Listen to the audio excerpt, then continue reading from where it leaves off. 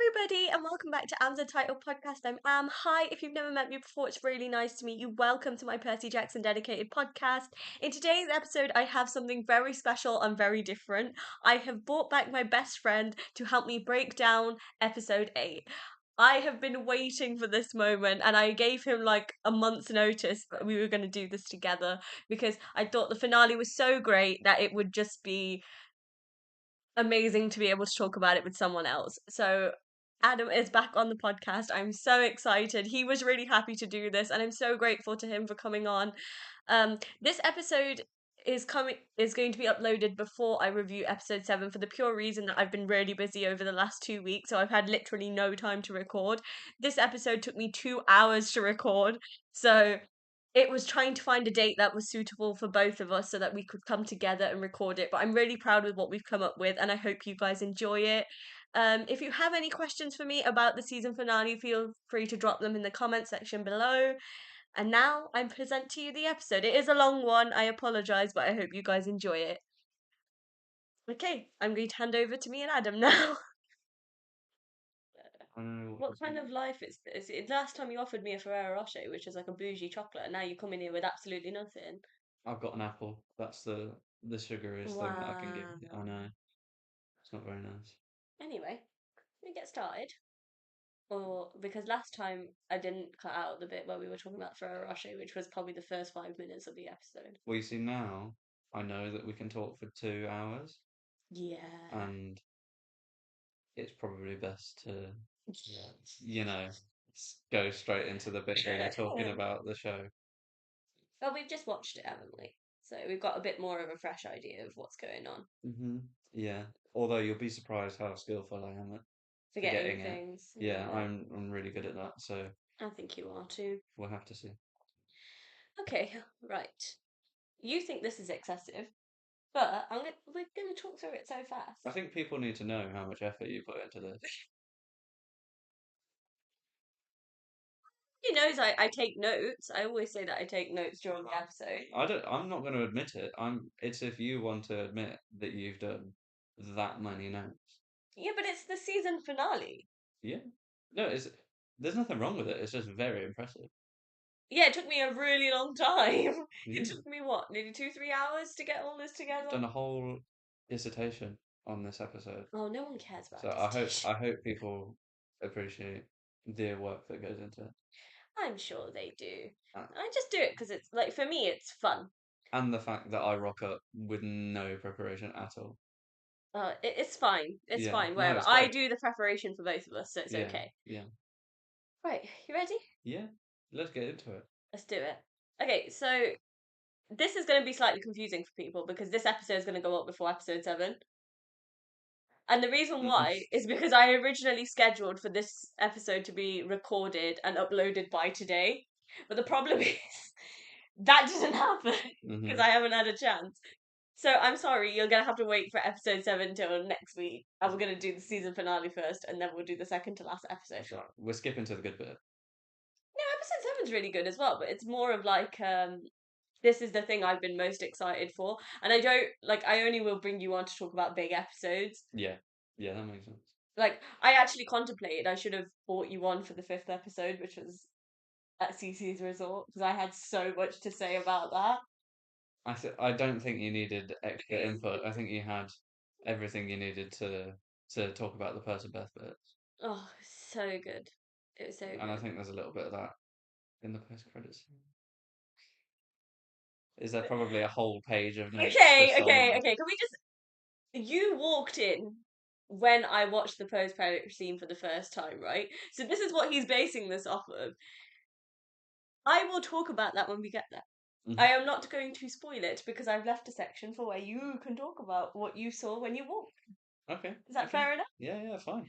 How did it begin then? If you're ready to talk about the start of the episode, let's skip straight to. Okay, so if you don't know how this works, I give you a rundown of what happens in each scene, and I basically give you like my running commentary, any thoughts or feelings I had throughout, any Easter eggs I pick up, any references to the previous books, that sort of thing. This episode is just full of spoilers. I've stopped putting a spoiler disclaimer because I think anyone who listens in does know that I just spoil everything, which is why these episodes don't go up Oh yeah. when the show comes out. Because If you're listening, you want it to be spoiled. yeah, and also like it's in the spoilers is the content that people want to talk about. Mhm. So it's like And I think you get a point of view from someone. I know you won't admit it, but you are an expert. You're getting a special point of view from someone who really does know what they're on about and can reference the books. I know a bit. Hmm. That is what I'd say. I know enough to talk on this episode. I wouldn't call myself a scholar. A super fan, maybe. Yeah, I I'll think stick one. to that term. I think that term is a bit more modest. Hmm. But everybody knows I love the show. Like I had very low hopes when I first found out they were doing a show because I was so disappointed by the movies. Like Yeah. I couldn't, and I said this like on the podcast when I reviewed the first episode, I was worried. Like, and it was genuine concern as a fan. It's Hmm. like those movies on their own are great standalone movies. They are just a slight disservice to the Percy Yeah. fandom. And I think like I loved Logan. I thought his performance was brilliant. He made a great Percy, but it just wasn't what I wanted from an adaptation. And then the show came on and I was just hooked. Because Yeah. I was So just much like, better. it's what I was looking for. Like, yes, it is slightly different from the books, but every change I think has been reasonable and it's quite good. And this episode in particular is very different from the books, which is I don't know if like I love it because of that or if it's just something that maybe is a bit different to what I expected. And it was quite risky as well because they've made some big changes, Yeah, quite like fundamental to the story. It's not just some little insignificant things. yeah, and it was a huge risk by the show. And I think they're glad because it's paid off well. But I think deep down they were probably worried as well, which was like, we don't know how people are going to respond. Yeah, they have the confidence now to maybe run with it a little bit more in the third season, Well, within reason, obviously. Walker did say that season three is the most book accurate. Like they've hardly changed anything, which will be interesting. Yeah. But I would have thought they changed loads because that wasn't my favorite. yeah, I think it gets very serious from that point. And you're on the last book now, aren't you? So I arguably think that the third one was more serious than the fourth. It yeah. because even sorry, there was more serious bits in the fourth one probably, but there's also more funny, like silly things. Hmm. And just not having Annabeth in it for like the majority of the book was a bit of a That's what I find difficult hardest to thing. read about that book. It's Yeah. like my girl isn't in the book, and to me that's like, oh, do you know what I Yeah. mean? But I'm glad that with season three, like we'll get to see more of her. Like she'll at least be like a running presence, even if she's not in every single episode. Like at least we'll get to see like what happened during that time that she spent with Luke, which will be quite nice. I'm confident that they'll make the right changes to make that more accurate, well, more entertaining to a series sort of Yeah, adaptation. and I just want to see Luke and Thalia again after so many years because in the book she's very like she at one point she just wants to kill him. Like Yeah. that's all I could think of. So it's like I don't know if from the beginning of season three they're gonna hold on to that or if she's gonna be a little bit more like Annabeth. She feels a bit sorry for him and she wants to change him because she thinks he's redeemable. But No, I hope not. I don't know. I honestly don't know which angle they're going to take it, but we'll see. Anyway, we're talking about the last episode of season two.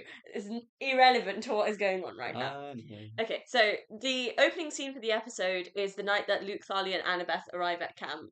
And obviously the three Furies appear, and poor baby Annabeth, she looks so scared. I was like, oh. And you know what? It made me think that she's seen so many horrible things from such a young age. Like at this point in the story, she's like 7 years old.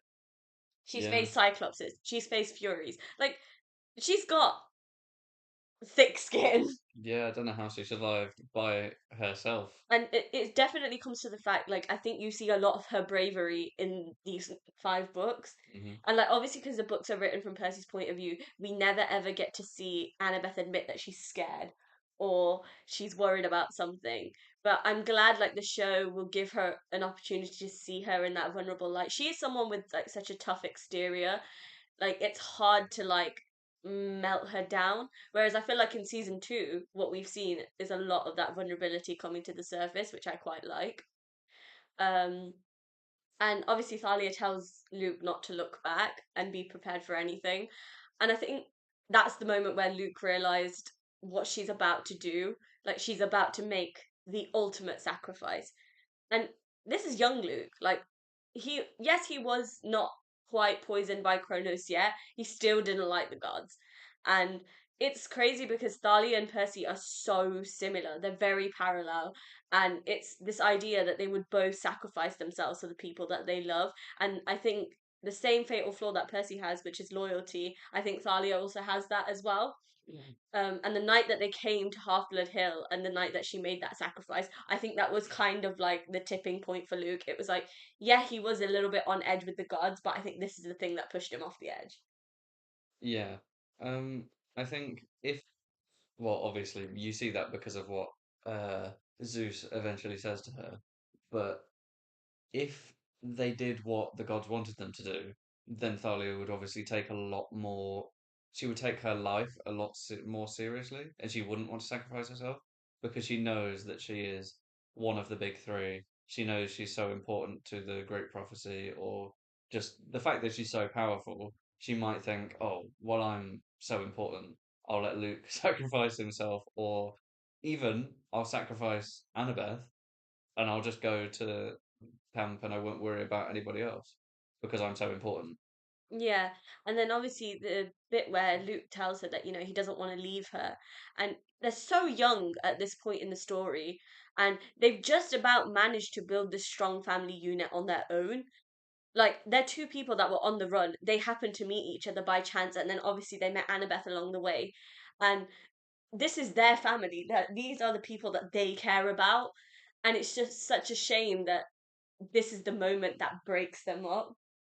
Um, and it actually did make me quite sad because I've realized that these are two young people that have had to make such a big decision to protect someone that they love. Like one of them is willing to sacrifice themselves to save Annabeth, and the other one has made this vow to protect Annabeth no matter what. It's a big decision, especially for children their age. They're only 15. Like they're not adults. Like adults make those sorts of decisions, and I think like we kind of forget that in the books. At least I do anyway. I look at these characters as adults, but they're not. They are just children in a horrible world. And I think this is where I realized why Luke hates the gods so much. Like, yes, there's obviously the references to May, his mom, and the horrible things that have happened to her, but I think Thalia was also a huge part of that. Yeah, I think it's quite um interesting. Well, it makes him more interesting of a villain because he is right. Yeah. He is just completely straight up. His main point of the gods being not good parents, the whole like tradition and the systems and the strictness with the fact that they can't even look after their own kids. That is completely wrong. Yeah. But obviously, he's just proposing something which isn't a great alternative. Yeah, he is a villain with a hero's mindset, which is quite dangerous. It's like you see where they're coming from, but at the same time, you know that they're doing the wrong thing. And with Luke, as I've gotten older, I've understood his point of view a lot more. Like initially, when I first read the books, I thought, "What the hell is he doing?" Like genuinely, I couldn't believe it. But it's like now I'm like, yeah, but people do get pushed to that point. It's like how much can you be ignored before it becomes like the strand for a rebellion? And that is exactly what Luke is. Um, Yeah, I wonder if because we don't really see him in between when he first arrived at camp and when Percy arrives. Because in that period of time, maybe towards the start, he was questioning whether he would go to the extreme that he ends up going to. Is there a part of that where he's still questioning whether the gods are bad? Yeah. And obviously, in between, like, he goes on his own quests and he realizes that the gods only care about you when you do something for them. They don't care about you in general, which I think is also like another trigger point for him as well. And then there's the bit where Thalia tells him, that I can slow them down, but you're going to have to be the one to protect Annabeth. It's obviously this idea that she still doesn't trust Grover yet. She has no faith in her father's world. But I think it's also one of these other things, which is like she couldn't think of anyone better to protect Annabeth. And he did keep his promise for the longest time. Up until the end of season one, he did keep his promise. Yeah. So he's still that got that human aspect. And I suppose we're gonna see next season if he hesitates to do anything bad to Talia Yeah. because he's still got that love for her. I always think that Luke's main weaknesses are Annabeth and Thalia, and the reason why I think I talked about this in episode 6, like Annabeth being hurt brings out like the best in Luke. It doesn't quite. I don't think he can fully give himself over to Kronos just yet because there's a part of him that still loves both of them, and they are his family. And at the end of the day, like family is central to who he is. And it's just such a shame that he went down this spiral.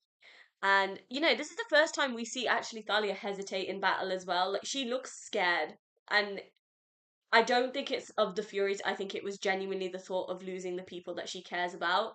But she would have known that she did the right thing to protect them. Like she knew she would have met a hero's fate by protecting them. And the camp still talk about this story because they think that obviously Thalia was mortally wounded. Yeah. They did for the longest time. Like I thought that is genuinely what happened, and her dad did save her. But obviously, towards the end of this episode, we find out that that actually wasn't the case at Yeah. all. Which And makes you think, sorry. Um, it makes you sort of question if she's gonna be a little bit more whether maybe she's gonna question going over to Kronos' side in the next series. she has more reasons to, I think. Yeah, I think she probably Genuinely. has more reasons to than even Luke. Yeah. Because she's she's been stuck in a tree for like 6 years. That's a pretty good reason. I mean, Luke hasn't had much done to him directly, other than the same things that have happened to every other kid at camp. Yeah. And there's a bit where young Annabeth is looking like between the two of them. And there's this moment on Charlie's face where he fully locks in and like he knows he has to protect Annabeth because it would dishonor Thalia's sacrifice if he didn't. And Thalia tells Grover to take them back into the camp. And what she just stands out to me. She's one of the best characters. She's so unbelievably noble. She is so fiercely loyal. And this part of the episode is probably one of my favorite bits. I'm glad we got to see that. It's in the book, like I said, like, it's all written from Percy's perspective. Like we don't actually know what happened that night, and the show has given us a chance to see what happened.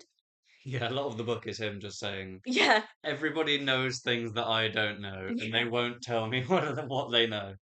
And he's just slowly trying to find things out. And he's usually the one who's the most naive. But you say about the fact that you like the nobility and the loyalty of Talia.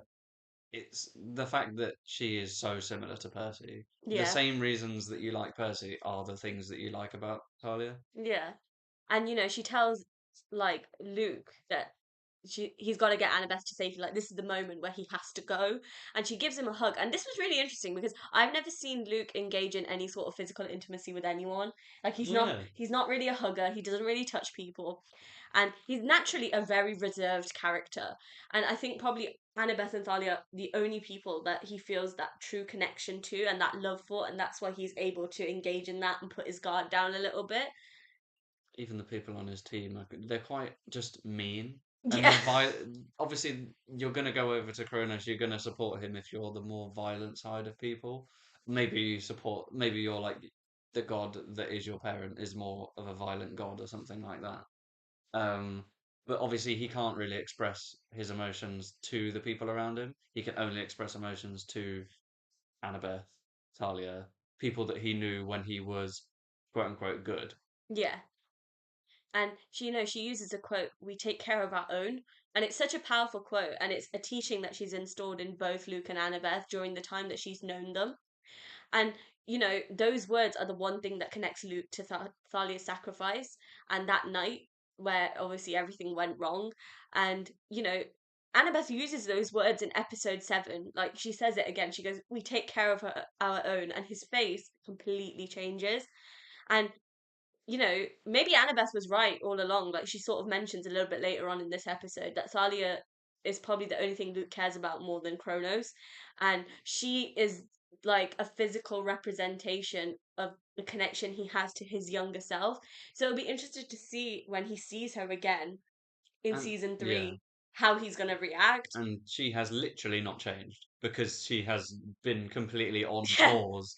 It's obviously Annabeth has changed, and there's certain things that she'll disagree with him on, and she will openly sort of like fight against him and things like that.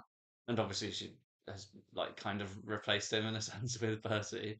But Talia has not changed at all. yeah. So maybe that's going to cause more hesitation.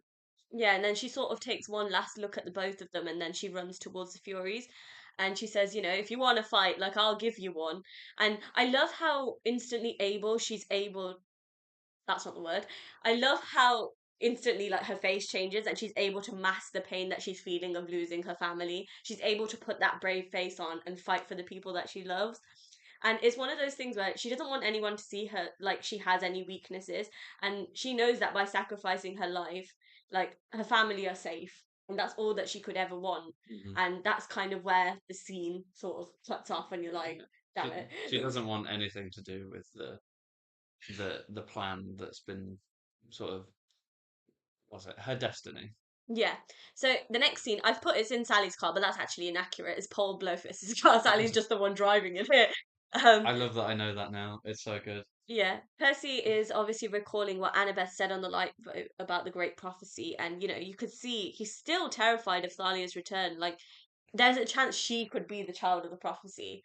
Like, Percy has this guarantee that he won't tear down Olympus. He doesn't have that same thing for Thalia, does he? He doesn't know her. He's only Yeah. hearing about her based off other people's accounts. And obviously in episode 3, it was quite a confusing moment for him when obviously Luke and Annabeth are having that standoff where he says to her, like, if Thalia knew about the great prophecy and about the chance that she had to take down Olympus, like, she never would have given up her life. And Hmm. obviously, since then, I feel like that's kind of stuck in Percy's head. Like, he just can't get over what he said.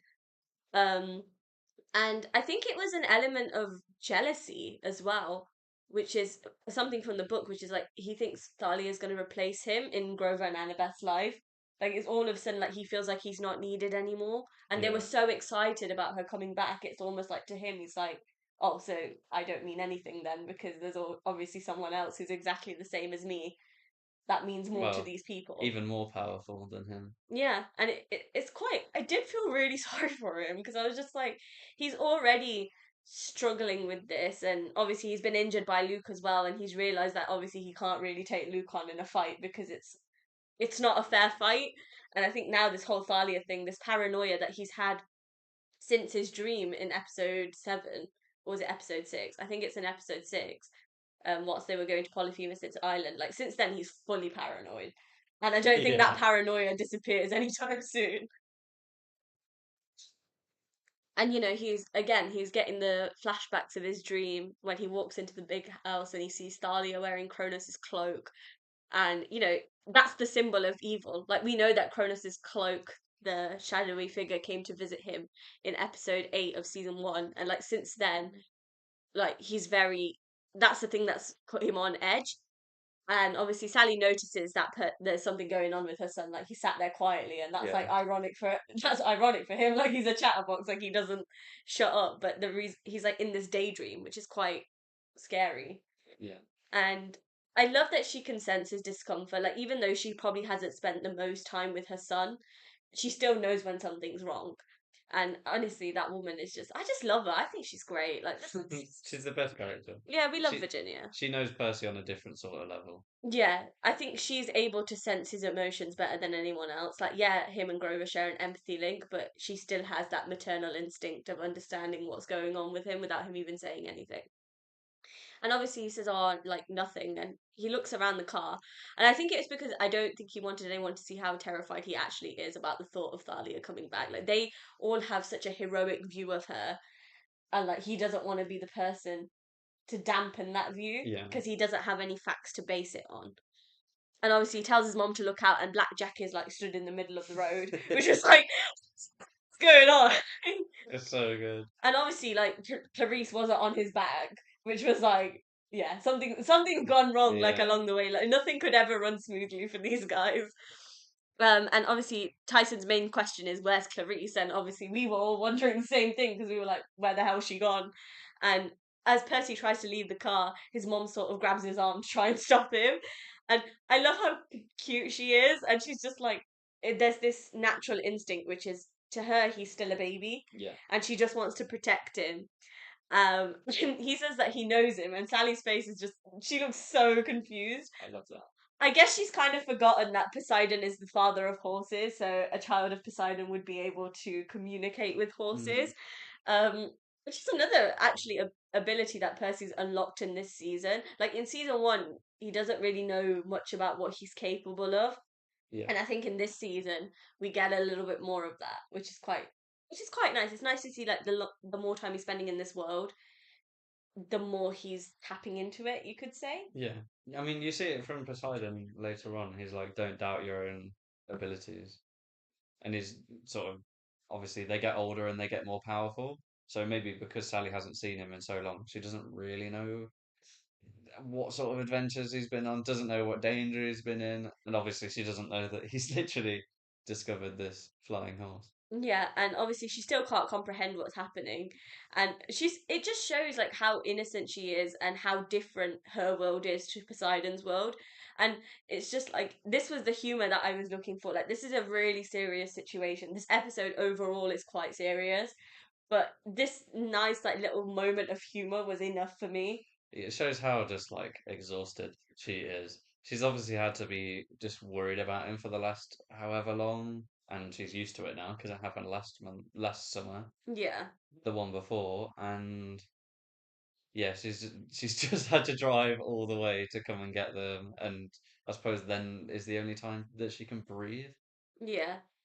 And then obviously she turns to Tyson, Grover, and Annabeth, and she tells them, you guys are growing up so fast, and this world that they're in, it's a lot. Like, it's a lot for them to carry on a daily basis. And she's so empathetic and understanding, and she's almost like a mother figure to all of these people. Like, maybe they don't all have parents that are present in their lives, but she still wants the best for each and every one of them. And she really is like the best fictional mother. I don't think I've ever read another mom, like, it, particularly in books, that's like that. I don't know of one, yeah. Yeah, like she's very accepting of this world, but at the same time, like she wants them to be normal as well. Yeah. She's obviously so used to hiding the fact that he is different. So when she sees something that is entirely supernatural in front of them, obviously she's like both on edge because she has to protect him from stuff like that, but also she's not in the right mindset to sort of um protect him from things like that anymore. Yeah, and obviously Annabeth takes it upon herself to reassure Sally that, this is why they need Thalia. Like, she's going to help Percy carry that burden of being a child of the eldest three, take it off his shoulders a little bit. She believes in Thalia so much because all she's ever seen from the moment she met Thalia was that she was a hero. And I think maybe part of it was that she was hoping that Thalia would be the child of the prophecy so that Percy would be saved. Hmm. Now, I don't know if that's necessarily true or if that's something that I just thought of. Well, if she believes in her ability to do the right thing over Percy's, maybe, because obviously she knows Percy's fatal flaw. If Yeah. she already believes that Talia is going to do the right thing because she spent so long looking after Annabeth, then maybe she thinks that if Talia is the child of the prophecy, then she'll do the right thing and protect Olympus instead of bringing it down. Yeah, like she has this reoccurring thing of Thalia being a hero, but children are very innocent and they would never see the bad in anyone, Yeah, she does only see the good. which is, I don't know if maybe that's why Percy feels like Annabeth's recollection of Thalia isn't the most reliable. for that reason. I don't know, Yeah, but maybe that's just what I was thinking of when I was watching the episode, and I kind of get Percy's point of view as well. And obviously Tyson asks, if Thalia will be the child of the prophecy, because that's also what they're all hinting at. And obviously Grover starts shaking his head like, shut up, like stop talking. And I love that the same way Sally tries to protect them, they try to protect her as well. They don't want to tell her about the great prophecy.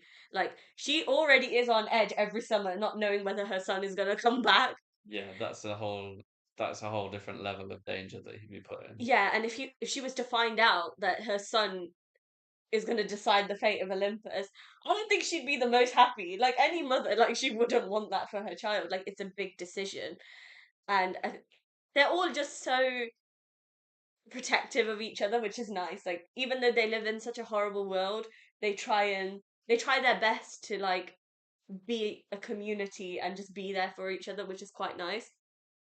And obviously, the first thing Sally does is ask about this prophecy, and Grover tells her, isn't there always a prophecy? It was a good save, but I don't know how long that excuse is going to He work for. tries his best. He does try his best. I have to give him that. Percy, of course, comes to knock on the window, and he tells them that Clarice never made it to the tree, and she obviously took off on foot with the fleece. What idiot! Like genuinely, what an idiot! Why wouldn't you just use the Pegasus? Like, I think part of it is Clarice's ego, which is 100%. getting in a little bit. 100%. She thinks that she can do it better than everybody else, and that's what got her into the mess in the first place. Yeah, And we are only in book two. She has to have a longer character arc, and yeah, obviously there's so much that happens in the Battle of the Labyrinth. Now I know that. That sort of makes her maybe who we want her to be, and yeah. has gives her a little bit less of an ego. And obviously, Percy mentions that there's monsters surrounding camp, and that's when I know that it was the start of the siege, which is doesn't come normally until book four. This is the biggest change from Yeah, the book, I think. And how I said it's like they make some big changes which are quite important to the story. This is crazy. yeah. Like, and another thing is like this whole season, everything has been serious, Hmm. and now I understand like what they're saying, which is they need an epic finale. They need something Yeah. that people are going to be excited about. And obviously, we got to see a little bit in episode 7 of like Percy and Luke sort of having their fight, you Fight. could call Yeah. it, which is similar to what happened in the books, but obviously they get saved by the party ponies. They intervene. Yeah. There is always a twist, I'm finding out. You think it's over and then there's one more sort of final like aftershock sort of Yeah. situation. And I think this siege was particularly important Hmm. because obviously this is their home that's in danger. Like the stakes are higher than ever. Yeah. Um, because obviously in the last season, like the stake was that there was going to be a war, and Yeah. that was between the gods. Like technically, it doesn't have as big of an impact on camp, but this is like no one's going to come to protect them because this is They their home. literally can't. I mean, they literally have the scene where Mr. D is just refusing to help. Oh, for God's sake, yeah, that really annoyed me. Let's not. So obviously they all step out the car and they start running towards the hill. And Percy's first question is to ask Sally where she's going. Like genuinely. There was no moment of hesitation. Like she literally opened the door and ran out. It was mental. And she's so brave. And it's amazing to see like she still is the same from season 1. Like she would rather be in danger with her son than stand on the sidelines and watch him sacrifice his life. Yeah, And I think that's probably another thing that stood out to Poseidon about her. She's so different to everyone else. that's what I was thinking. Yeah. Um, he picked a great woman. Like, if you're gonna have a forbidden child with anyone, I mean, I feel like Sally's the right person to do it with. Yeah, it's a bit awkward because he has to leave her afterwards, but it's true. And obviously, he still has more of a connection with her than we see other gods have with their Partners. partners. He he even says it later on in the episode that love is such a powerful force, and obviously, you think Poseidon is one of the most powerful gods, and he can't.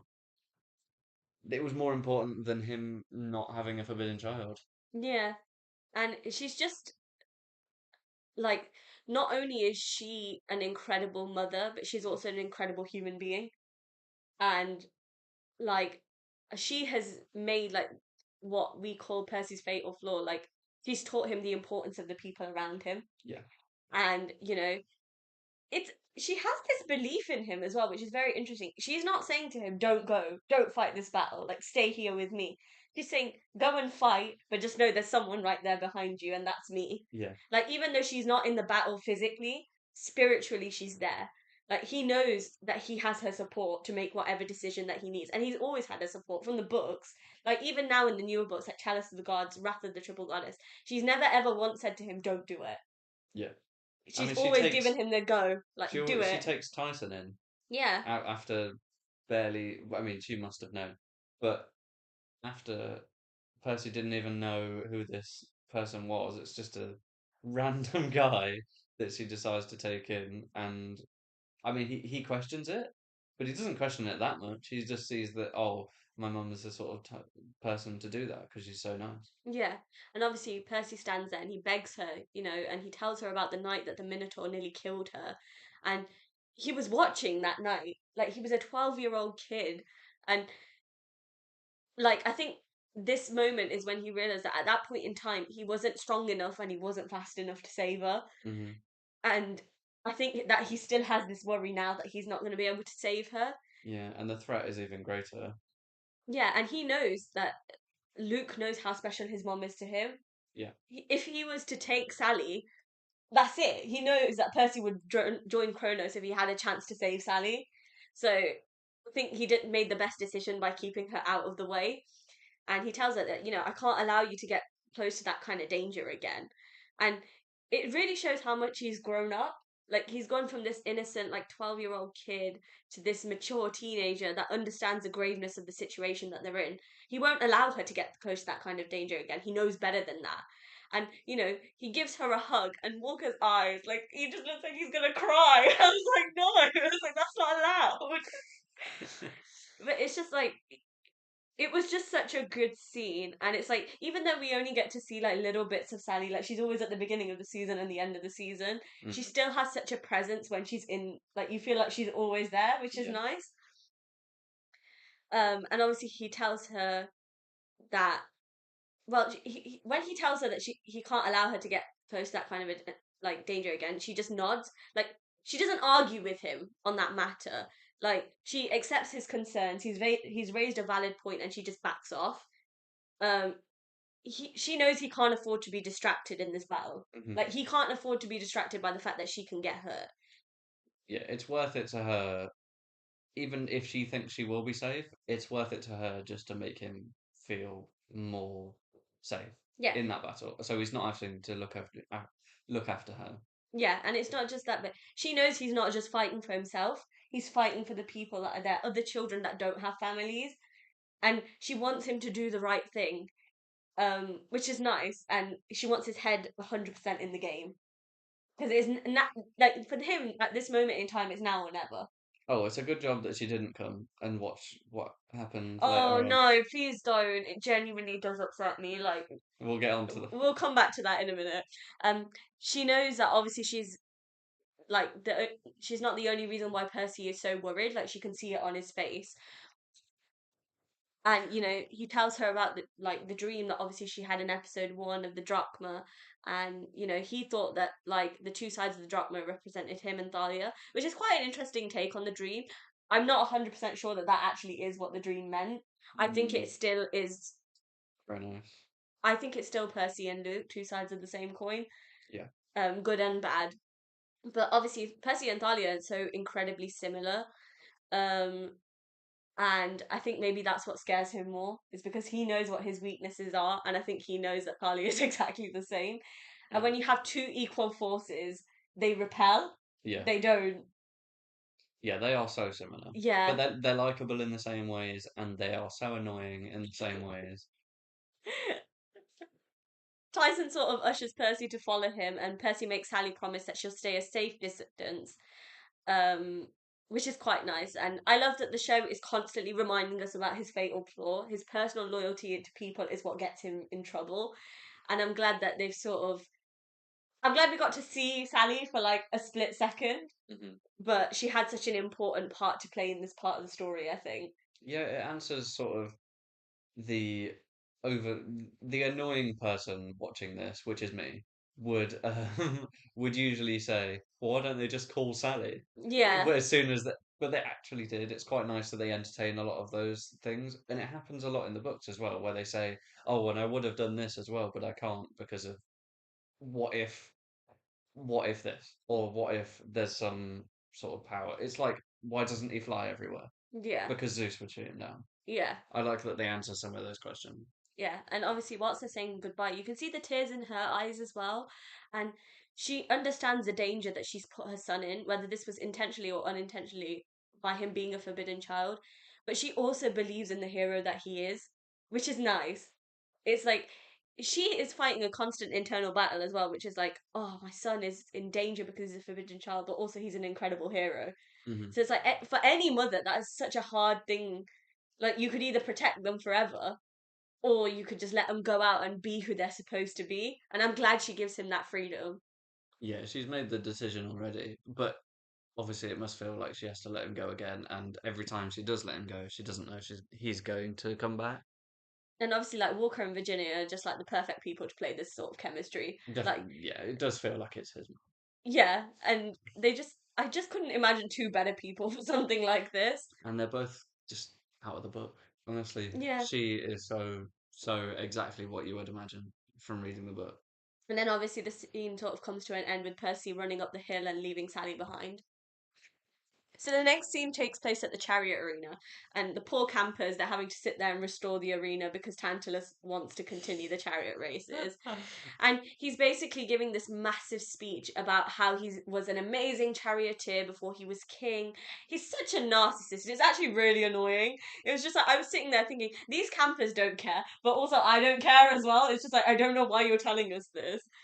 And he mentions that he always had a feast held in his honor, which is quite ironic because obviously his curse is that he can't eat and drink.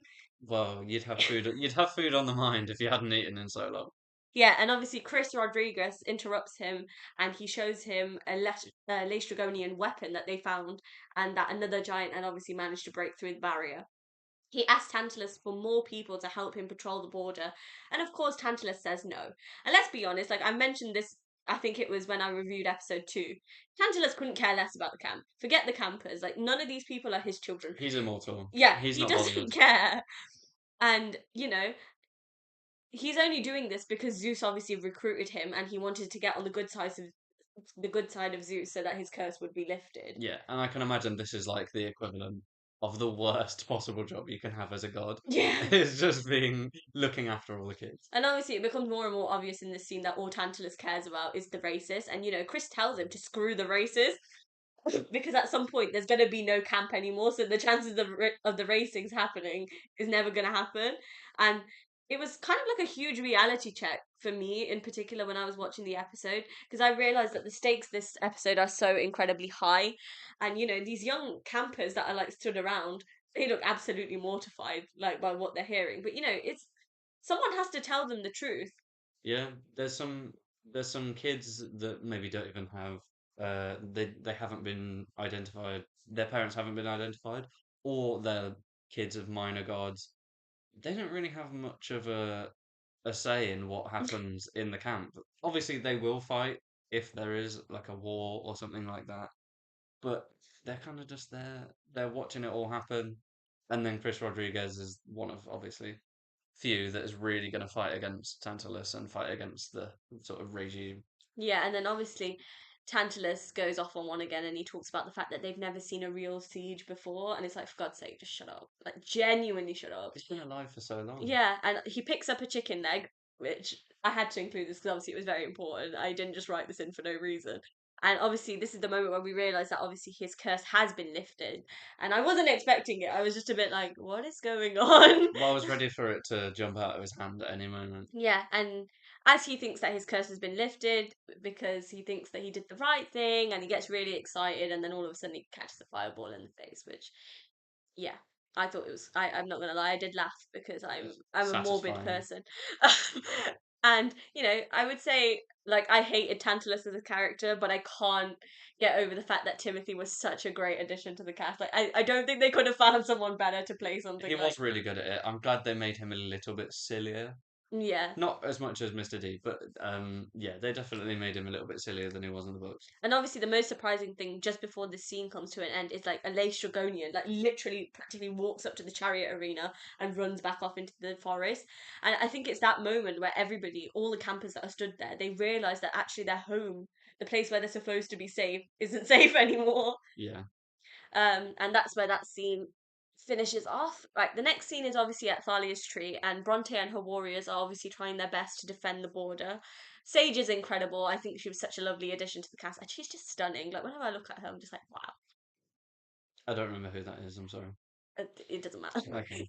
um, I'll take your word for it. I love that we obviously get to see like the tree. This is how good the show is. Like their attention to detail is amazing. You see the tree like slowly withering down and the barriers like crackling, and it obviously cements the idea to the audience that their home is about to be destroyed.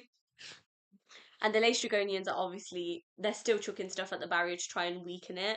And you know what? Annabeth mentioned how stupid they are, but I don't think they're as stupid as we think. Like genuinely, they had a plan. Now, whether they came up with that plan on their own or whether that was an idea Luke given to them told by them. Luke, Yeah. yeah, that might have been different. And obviously, Percy, Annabeth, Tyson, and Grover are watching from afar, and Annabeth realizes that she's the one that left her cabin undefended for so long that now Bronte had to step up. And obviously, maybe Bronte wasn't ready for that, but Yeah. she's still doing Annabeth's job, which I think was a bit of a slap in the face to Annabeth as well.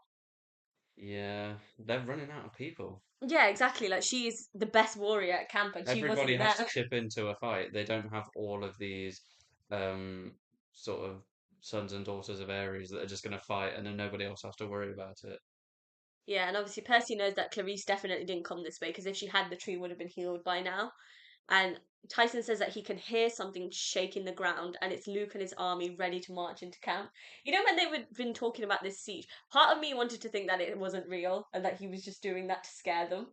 Distract them, maybe. Yeah, and like the fact that they actually showed up was like, Hmm. whoa, okay, like this is real. Like things are gonna go down, sort of thing. And you have no idea what's going on at this point because it didn't, it's so different from the book. So it's completely pretty shocking actually when you see all the people lined up ready to attack.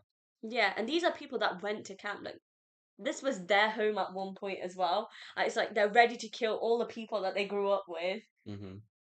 for Kronos, which is terrifying to think that people think that that's a good idea. Well, it kind of is, but maybe not. Obviously, the group is still watching them from the distance, and as soon as Annabeth sees Luke, like you can see the disbelief in her eyes. Like she still doesn't want to believe he's this bad person, and I think that causes a lot of problems between her and Percy in this episode. Oh, and then the next book, over all of it, the next season, that could Oh, be said a oh, lot. joys.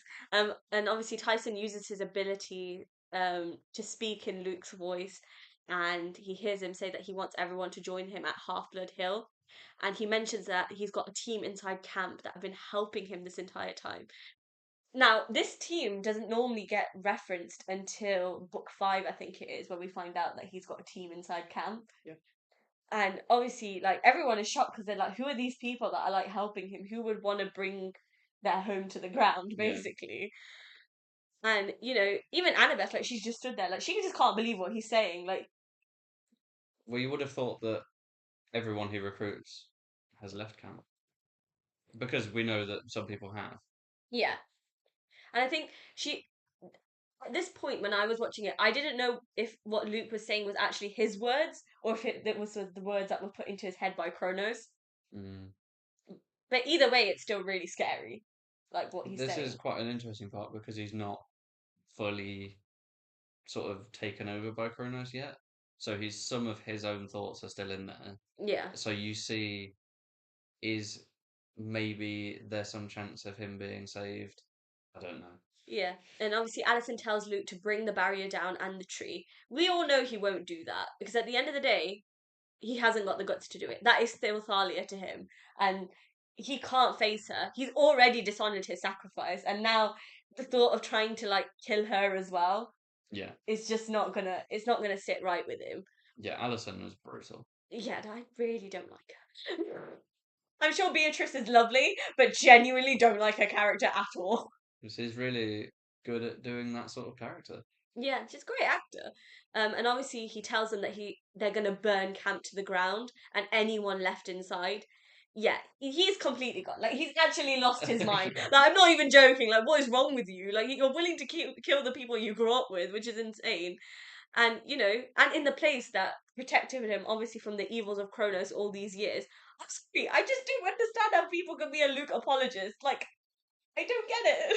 Yeah, that's where obviously the distinction comes from. Because if you agreed with Luke that the gods are wrong, then you would maybe just think that the best thing to do is leave camp, Look, don't even be involved. I'm not saying his hatred for the gods is unjustified, but I just don't condone the killing of innocent people. Like, what's wrong with you? His friends, His like literally the friends. people that No. he was friends with, the people that he helped, and also doing things that the gods, the reason that he doesn't like the gods is because they hurt innocent people.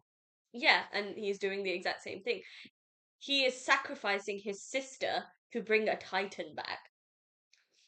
Interesting logic. Yeah, it doesn't make sense to me. I think Like, that big jump there, which is quite extreme, is where the him being taken over by Kronos comes into it. and obviously we see like a little bit of his vulnerability, which is where he says that by the end of the battle, like the tree must still stand. He's made that actively clear to everyone that's sitting there, and even Alison's looking at him like, for a fact she's not going to listen to what he says because I don't think I think she doubts his loyalty to Kronos. I think she knows that he doesn't have the guts. Yeah, I think at this point he doesn't. No, he doesn't. At this point he doesn't. Even Kronos was questioning his loyalty earlier on in this season. Yeah, and isn't in the last episode, like where Luke says to Kronos, I've sacrificed everything for you, and he said, prove it. Then go win this battle, kill the son of Poseidon, come back, and then I won't question your loyalty anymore. Yeah. But he can't do either of those things.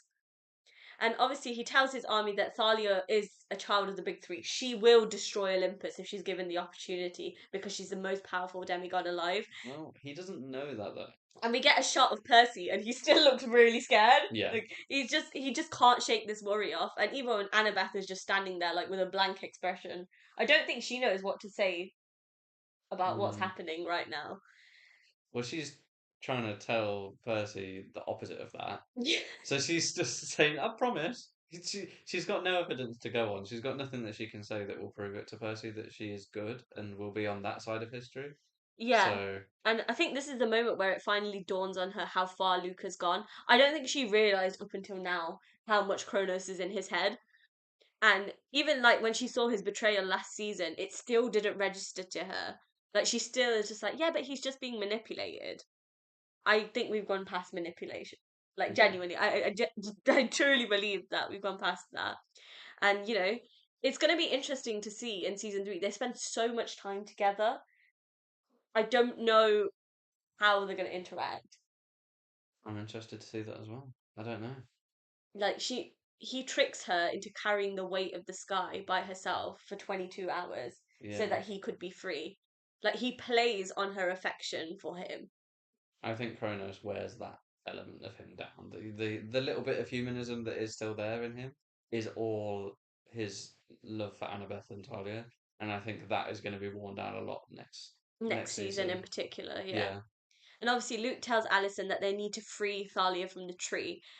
And, I knew that this was Kronos' plan all along, obviously because I'm a book reader. I knew that the reason why he poisoned the tree was to raise Thalia, because Luke had promised Kronos that she would be the one to destroy Olympus.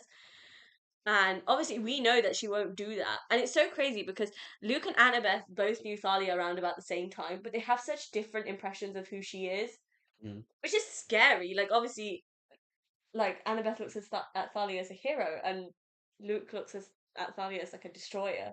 Well, maybe from what we see in the flashbacks, Luke is more accurate, but I think because she wants to be on Annabeth's side, because she sees such an extreme difference in Luke's behavior, like obviously the jump from "oh I hate the gods" to "let's kill all of the gods" is quite a big jump. So I think when she wakes up and she sees all of that, it's quite an easy decision. Yeah. Okay, so the next scene is obviously Clarice running through the forest and she's carrying the golden fleece. A patrol team nearly shoots her, which was so funny, but it's like It does look a little bit sus that she's running through the forest as well. Like, the patrol team are looking for threats, and that literally looks like a threat, so I kind of get why they did it. Yeah. And obviously, Katie apologised to Clarice, and Chris appears. Now, I already knew what was going to happen with Chris, because him and Luke were besties. So I knew what was going to happen, but it still didn't make what happens in the next scene, like, Yeah, he was being a any bit easier. suspicious. But yeah. And obviously, Clarice shows Chris the golden fleece, and his eyes go wide. And I was like, actually screaming out. I was like, Clarice, please don't do that. Like, he's no good. Like, don't tell him that you have the one thing to save Cam. And you know what? I think part of him couldn't believe that she had it as well. Like, I don't think that he thought she could pull the quest off on her own. Yeah. But obviously, they have no idea that Percy and Annabeth were the people that helped her. Hmm. And obviously, when they start walking towards Thalia's tree, the scene sort of flashes back to Percy and Annabeth, and he's wondering obviously who told Luke that the fleece could bring Thalia back, and Annabeth obviously admits that she's the one that did it, and it did get a little bit awkward because I was just like, ugh. Yeah, that well, she is obviously wrong to do that. There's no, you can't argue that. She thought it would save him, but I don't think that. Yeah, but she need if that was what was necessary to make her realize that there's no redemption for him, then it's probably worth it. And obviously, the main question that Percy asks is why she said such a thing, and she tells him that that the only thing that Luke cares about more than Kronos is Thalia, and in her head, like in her perfect world, that would be the thing that brought Luke back to her. And unfortunately, as we find out in this episode, that's not the case at all. Definitely not. And it's quite sad, actually. Like, she's lost her older sister and she's lost her older brother. I can also see Percy's annoyance Yeah. though, because he is like, why would you do that? That makes no sense. And obviously, he doesn't know any of their relationship. And obviously, Percy asks, like, how she'll know that Thalia would be on their side. And this is a big moment for him. Like, he's always looking for reassurance in Annabeth. And this paranoia is getting so bad that he's had to straight up ask her. Hmm. And the response that she gives him is probably not the one he was looking for. And all she says is because she knows. And like I've mentioned this previously, I think that he thinks that her judgment is a little bit clouded by the fact that she was so young when she met Thalia. And obviously, that childhood innocence is the thing that's clouding who Thalia might actually be. Yeah. And the other thing, I can see Annabeth's side of it as well, which is like, why would someone who is willing to die for two other people destroy something? Like, why would they ever wage a war against the Yeah. gods where innocent people would die? Yes, they all hate their parents, and it's rightfully justified that they hate their parents. But I don't believe someone who would sacrifice themselves for other people would Yeah. ever do such a thing. And Hmm. I think that's quite a fair point that Annabeth has there. That is a fair point. And but then again, she has such a skewed perception of Luke. Oh God, yeah. So I do see how he could have a skewed perception of um he thinks that she could have a skewed perception of Talia as well. Yeah, and obviously, as Percy continues to express this concern about Thalia, being the child of the prophecy, Annabeth starts to get really annoyed. Like, I don't think she can believe that he doesn't believe her. Like, she doesn't understand why he can't see what she sees. And I know that she's realized that it's got something to do with the fact that Thalia showed up in his dreams. And she did make another valid point, which is that, Cronus had the ability to manipulate dreams. He could have intentionally planted that seed of doubt in Percy's mind. And, Percy, of course, doesn't stand a chance. If he can get into a god's mind like Ares, yeah, arguably he's probably more weak minded than the other gods. Yeah. But if he can do it to someone like them, like a divine force like them, what's going to stop him from doing it to like it doesn't matter how powerful you are. Yeah. He's still more powerful. He's still a titan. Oh yeah, being a Titan, you can't aim to fight against that. And she's still begging him, not to let Kronos get in his head. I still think it's a bit late for that. I think he's already kind of in there already. We know that because he was in his dream, wasn't he? Earlier on in the season. Yeah, and then he basically calls her out, and he says that the only reason why Annabeth thinks that Thalia will be on their side is because she's her friend, which of course is like a valid point, but also like in Annabeth's head, like she's always been a hero. So the thought of her doing something that's not heroic, It's still a risk. yeah. I think even at the point where they brought Talia back, it is still a risk. Yeah, It obviously ended up going well, but I think Percy is more right than Annabeth. and he's still continuing to like question her judgment. Like he still thinks that her judgment is slightly biased, and I think my worry was the more he was saying this, I thought eventually like Annabeth would start to doubt Thalia as well, Hmm. which is quite dangerous. Which is, yeah, because she might be the only thing that could save them in this battle. Yeah, and Percy says that Thalia is Luke's friend as well, and she would have to make the ultimate choice between a brother and a sister. And what an awful choice that is to make, like choosing between two people that you love. And he knows that Annabeth and Thalia both love Luke, and that that fate, that love for him is what makes them two very dangerous people. Yeah. And as a book reader, like I always knew that Thalia would make the right choice. Like from the beginning, even when I read the books from the first time, like I knew for a fact that she would make the right choice. But it must have been such a difficult decision. And like even up until this point, until I've seen it in the show, I never understood how difficult that decision must have been for her. And yes, she made the right choice, but at what cost? Well, yeah, we'll see. I suppose we know more than Percy Yeah. because we've seen the flashbacks and we know that yes, she did. Oh, So, carry on. you Sorry, don't. we've both lost our train of thought now because we just got interrupted. We were talking. I know we were talking about Thalia. Yeah, I was saying that at this point, Thalia doesn't even know what to choose. Yeah, So they're trying to predict what she's going to do, and but neither of them know. even there's no right answer. Nobody knows. Yeah, and Percy sort of delivers a really low blow, which is like he makes this point to Annabeth, which is like you don't know how difficult it is to choose between you and Luke, Hmm. and that's a valid point, but it was also a little bit too Definitely far should of a not have said point. that. Yeah. Yeah, and I think this fight got really personal really quick. Like the Oh last yeah. things that they've been fighting about, if you think about it, it's not been over anyone else. It's just been over their lack of communication. Yeah, or they don't really bring it up, but now they are directly talking about what Percy is annoyed at her for, and that is the fact that she still thinks that Luke can be redeemed. Yeah, and I think that's probably in this season they've been very clever. They haven't given them much physical intimacy because they're still annoyed at each other. Yeah, they They're not wouldn't. just they're not gonna hug and they're not gonna give each other a cheek kiss because they're still two people that are annoyed at each other. Yeah, I'm not saying I'm happy with it, Yeah, but I'm not happy with that's it, but why it's they've true. chosen That's to why do they've done that. it. And Percy already had to make that choice in the first season. He's never disagreed with Luke's point about the gods being bad parents, but he chose Annabeth because he had someone like Sally who was a moral compass to teach him what's right and what's wrong. And obviously, Luke unfortunately didn't get that. Hmm. And Thalia hasn't had that either. And they've Luke and Thalia have spent so much time together, which means that it's going to make that choice even more difficult because they have history. Yeah, Like Percy didn't really know Luke for that long before he had to make that choice. He and just he saw a fake version of Luke. It yeah, wasn't genuine. He only had like one moment where he was trying to be recruited, yeah. and he didn't. Well, he did think about it. He did actually think about it, Mhm. but obviously he went with Annabeth because there's a stronger connection there. Yeah. And obviously Tyson asks them like what they're gonna do next, and Percy doesn't really say anything, and he just walks off to find Annabeth. I do feel bad for Grover and Tyson in this scene because they just have to sit there and watch them fight, and it's just a bit like they can't get involved because it's not really their place to say anything. But it just must be so awkward just watching them fight. Yeah, it does bring back the humor because you sort of forget that they're there. You assume they've walked off, but they're just sat there watching it all.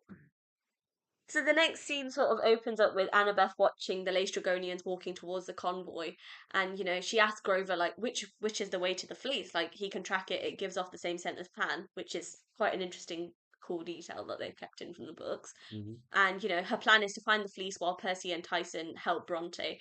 She's pushing him away again. The guards are going back up again because she's just like she doesn't feel like she can trust him properly at this point because their opinions are just too different. Yeah, but she won't. Okay, this is a bit of a personal thing. She won't even entertain the idea that there's a chance that she could go to Luke's side. Mm, Whereas Percy is at least thinking, whoa, let's just think about it at least. Like, he's not saying I'm definitely right. He's saying you might be wrong. They obviously get caught by Ellis, who is another leader of another border patrol, and he wants to take them into custody because technically they are exiles. They did break the law and they shouldn't have come back.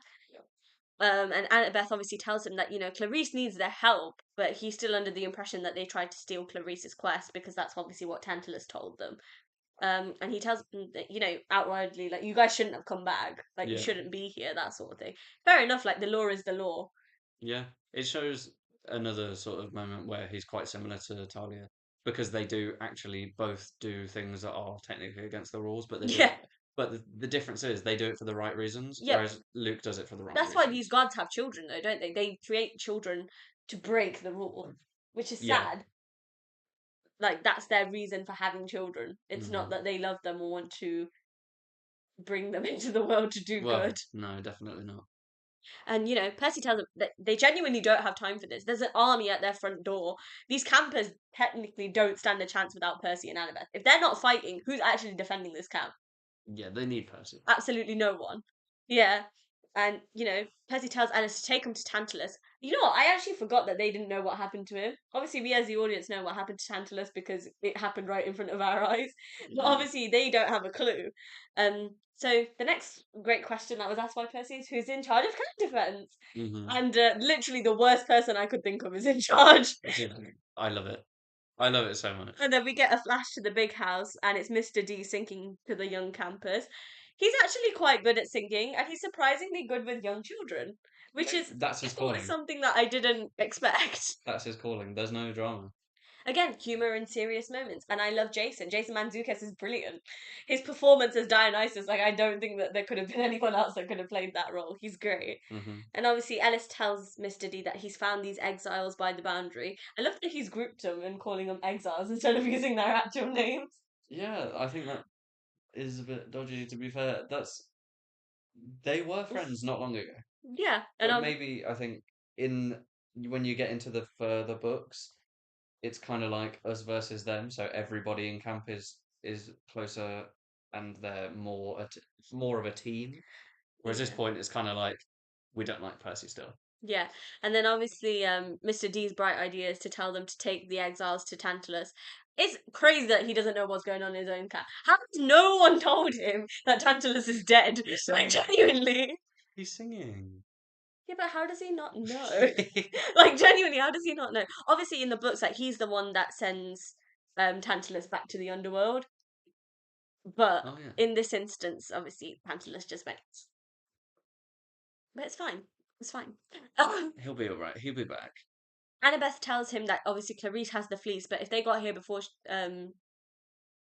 she did, then that means that she's in danger. And he starts singing again. He's actually so unserious. Like I love him, but sometimes like now is literally not the time Well, he's for the that. thing is, they've been around thousands of years. They've seen demigods come and go. Yeah, and I suppose again he's got that reassurance that he's immortal, so Oh, like he's he'll be fine. and then he actually asks about is there a Titan actively destroying camp? He only cares if there's a Titan because that affects him. Yeah, and obviously Percy tells him about Luke's army and that they're ready to march into camp, and he says, "So what?" Like, he literally doesn't understand the graveness of the situation. I wonder if that would be different if it was a different god that's more violent. And it also made me miss Chiron even more because I knew for a fact if Chiron was there, he would be out there with those kids, Yeah, yeah. which is really sad. And I'm glad that if we get season 4, if anyone from Percy series team is listening, I need a renewal because it's stressing me out a little bit that I haven't had a renewal yet. So please, if anyone is listening, somebody tell them to renew us for I season really hope 4. so. 'Cause I At would like least to the see first Chiron five. in battle. I think that would be pretty cool. At least the first five would be such a nice just 5 series, and then even if it ends after that, that'd be Yeah. quite a nice round thing to do. And obviously, Percy tells Mr. D that Luke is trying to bring the Titans back, and he stands up saying that that's enough. Like you can tell, like the gods, even up until this moment, are trying to deflect Campers' attentions from Luke. Like they think that if they can silence that whole issue, that issue will just go away, and that's wrong. Like Yeah, they don't know how serious it is and how much Luke will literally just keep coming back. I think it's just one of those things where it's like if we don't talk about it, campers don't find out, and then it doesn't become a big issue, and then no one goes to join Luke. But the Hmm. thing is, people already know. And how long has Kronos been gone? Mil- Millions of years, I want to Yeah, say. like a very, very long time. Obviously, saying something like that, the fact that he's back, maybe other people have probably said it before, and it's a bit of like a he's not. Yeah. Like, really? And obviously, Percy eventually gets wound up and he says that, Kronos is back and that he's spoken to him. And all the campers just look shocked. Like, I think this is the moment they realize that actually he's telling the truth. And I suppose hearing it from a fellow camper is different than hearing it from like hearsay, like Chinese whispers sort of thing. Like, it makes it more real. Like, the threat has come to their door. Yeah. They didn't even have to go out looking for it. Well, they know that he's serious because he has put a target on his own back, saying that because he is a child of the big three. Yeah, and he gives this incredible speech about this siege that's going on, and this is what Chiron has been training them for. He's always warned them that a war will come and they will have to stand up for their home. And up until this point, they haven't had to do that. And I think now they're like, actually, holy shit, like this is real. Like we gotta do this. Yeah. And he uses the quote, it's just us. Like there's no bigger hero. There's no divine intervention to come to our rescue. Like he doesn't want the campers to have this false hope that the gods are going to intervene to help them. Like they have to defend themselves. Like the gods couldn't care less. Like if they're like not present in their children's lives when nothing is happening, what makes you think that they're gonna show up when Yeah. their children are hurt? They actively cannot do that. Yeah. And it's their duty to defend their home. And it's a bit of a reality check for everyone stood in that room that the threat is very much real. Hmm. Like up until now, like the last war that Percy saved them from, the other campers actually didn't understand the extent of it because Yeah. they were just like, oh yeah, there was a war that was going to happen, But it didn't come but all it the way didn't happen here. actually happen, did it? Because Percy had managed to prevent it before that happened. And he uses the quote like, we take care of our own because that's what real heroes do. He mirrors Thalia's words. I don't know where he's heard that. It would be crazy if he's just said the exact same thing as Thalia without even realizing. Is that similar to what Sally says? And yeah, and Annabeth's like face in that moment sort of changes. Like he's ignited her fighting spirit as well. Like she's now able to put their differences aside and lock in for the like she knows she has to defend the home, and like whatever issue she has with Percy will be dealt with like afterwards. And he says like we stand up for each other and we stand up for our home, and that's his mother's teachings in there. Like that's the line from the first episode. And he's calling out to everyone, like he's including everyone in the speech, like he's not just saying it to specific people. And you know he's the only person that can convince people to do the right thing because he's willing to put his life on the line. He's not saying, oh yeah, you guys go and fight the war and Yeah. I will just sit back and watch. Yeah, he knows that he is always the person that's going to be in the most danger if he just walks around. So obviously, him being in that battle, he's more powerful than most of the people there. He is probably not going to come back from it if he goes into that situation. Yeah, and also like he gives a different speech in book 5, and that's as a leader. This speech isn't as a leader. This speech is a plea for help. It's as a fellow camper. It's like I'm gonna go out there and risk my life. I would really appreciate it if you all joined Yeah, me, it's from the sort of heart. thing. And he has this power with words, and I don't think he's realized it up until now. And he's managed to rally up an army, which without even Well, they're not even an army, they're just yeah. random kids. And yeah, obviously they're going to go run and put on their armor. And even Mr. D looks a little bit impressed. I don't think he expected that. Yeah, he thought that they would all run away screaming. Yeah. And you know what? I did get a bit teary. And the reason why I do is because it's made me realize like how much he's grown up since the first season. I don't know if you guys remember in episode 8 of season 1, Chiron did tell him that he is a leader in the eyes of his fellow demigods. And I think Chiron would be so proud of him in this moment. And I was incredibly proud just watching him because I'm like, this is it. Like, he's done the right thing. Hmm. He even against everybody telling him that he could potentially die in this prophecy, he still wants to do the right thing. And did we see Annabeth's reaction to that as well? Yeah. I think we do. And we have a bit of And like Tyson's sitting a there with a lovely big moment. smile on his face, like he's beaming, and so Yeah, is we have Grover, a bit of a lovely moment there. which is nice. And it's nice to see like all the children working together. Like they may have different parents and they may not always get along, but when it matters, they do come together, and that's really nice. But yeah, that's probably that speech is probably one of my favorite parts of the whole season. Like I didn't imagine that they would give Percy a moment like that up Yeah, until book quite five. early. Yeah, Yeah, quite early in the book. but Sorry, in the story. yeah, I'm glad he did because he said the right thing. And yeah, that's kind of where that scene sort of cuts off. And the score for that scene is also really good. It's Percy's hero theme. They've put it in at the Oh, that's bottom, lovely. which I noticed, which is really nice. I like that subtle detail that's been slid in there. Mm. Okay, so the next scene is at Thalia's tree again, and obviously Bronte is still holding the line. Like, bless her, she's really been put through it. Like, she probably hasn't slept in days. Like, she's been out there. Straight into the action. Yeah, and it's a lot of pressure, and obviously she doesn't even have like Annabeth to help her. She's having to do everything by herself. And you know what? There's a bit where the scene sort of goes quiet, and you're like, what's going on? Like, why is the attack stopped? And then all of a sudden, you see Luke's army running right towards them. And I was like, oh my god, I was like, they're gonna die. I was like, they're actually gonna die. They're gonna kill my cabin off. With no preparation as well. Yeah, and then it goes back to Clarice and the patrol, and she's asking about her cabin and Mark. And Chris sort of tells her that Mark is leading another patrol, and I just knew that he was lying. I was like, he's actually pulling that out of his ass, like genuinely. No, Clarice knows too much about battle and about strategy that she would be able to tell if he was lying.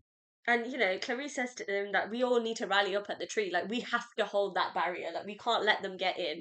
And Chris tells her that the barrier is breaking and that they are breaking as well. That sentence had a double meaning. Yeah, because I think if you're going to be a traitor, you're gonna be more convinced to be a traitor if you think other people are like you don't stand any chance just being on the right side of history. He was really laying it on thick. I was like, oh my god. I was like, the amount of times I rolled my eyes, I was like, you're mental, you are. And you know what? I did feel really bad for Clarice in this moment because obviously she has no idea what's going on. And he mentions traitors at camp and that he didn't like the way Katie took a shot at Clarice. Okay, that instance was a complete accident. It didn't mean that Katie had it out for Clarice. She Mm. was just trying to protect the border. And also, you could see like this tactic, which a lot of villains use, which is they try to turn all the campers against each other. You have to cause a war internally. You Yeah. have to divide people up. Mhm. And that is exactly what he was trying to do. And obviously, Chris accuses Katie of being a traitor, and obviously, it takes one to know one. I mean, you're gonna call out someone that is presumably Yeah. innocent, and his whole team start attacking like innocent campers. Honestly, I was mortified. Like these people have gone mental. Like I can't see why. It's changed so much Yeah, from the first book. From the first series, sorry. People are like full on just dying in front of us. yeah, and obviously Clarice looks so scared, and Chris tells her that Luke's always had his back, and he basically wants her to give him the fleece. And the whole Chris and Luke relationship, I was always very suspicious of. They were so close, and the thought that Luke became a traitor and obviously he wouldn't have confided in his best friend for that, I find that Mm, really hard to believe. yeah. And obviously, as his team starts attacking Clarice, he manages to slash like her thigh, which that just made me feel weird. I was just like the noise that You it made. feel the pain. I was like, yeah, no, I can't do it. Yeah. And it really looked like it hurt, but somehow she manages to like run to the chariot arena.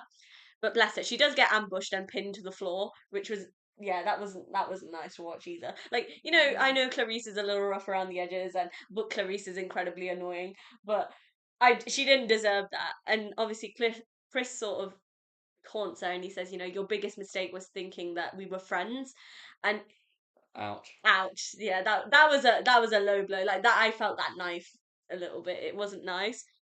And I think obviously it hurts more for her because she does genuinely have feelings for him.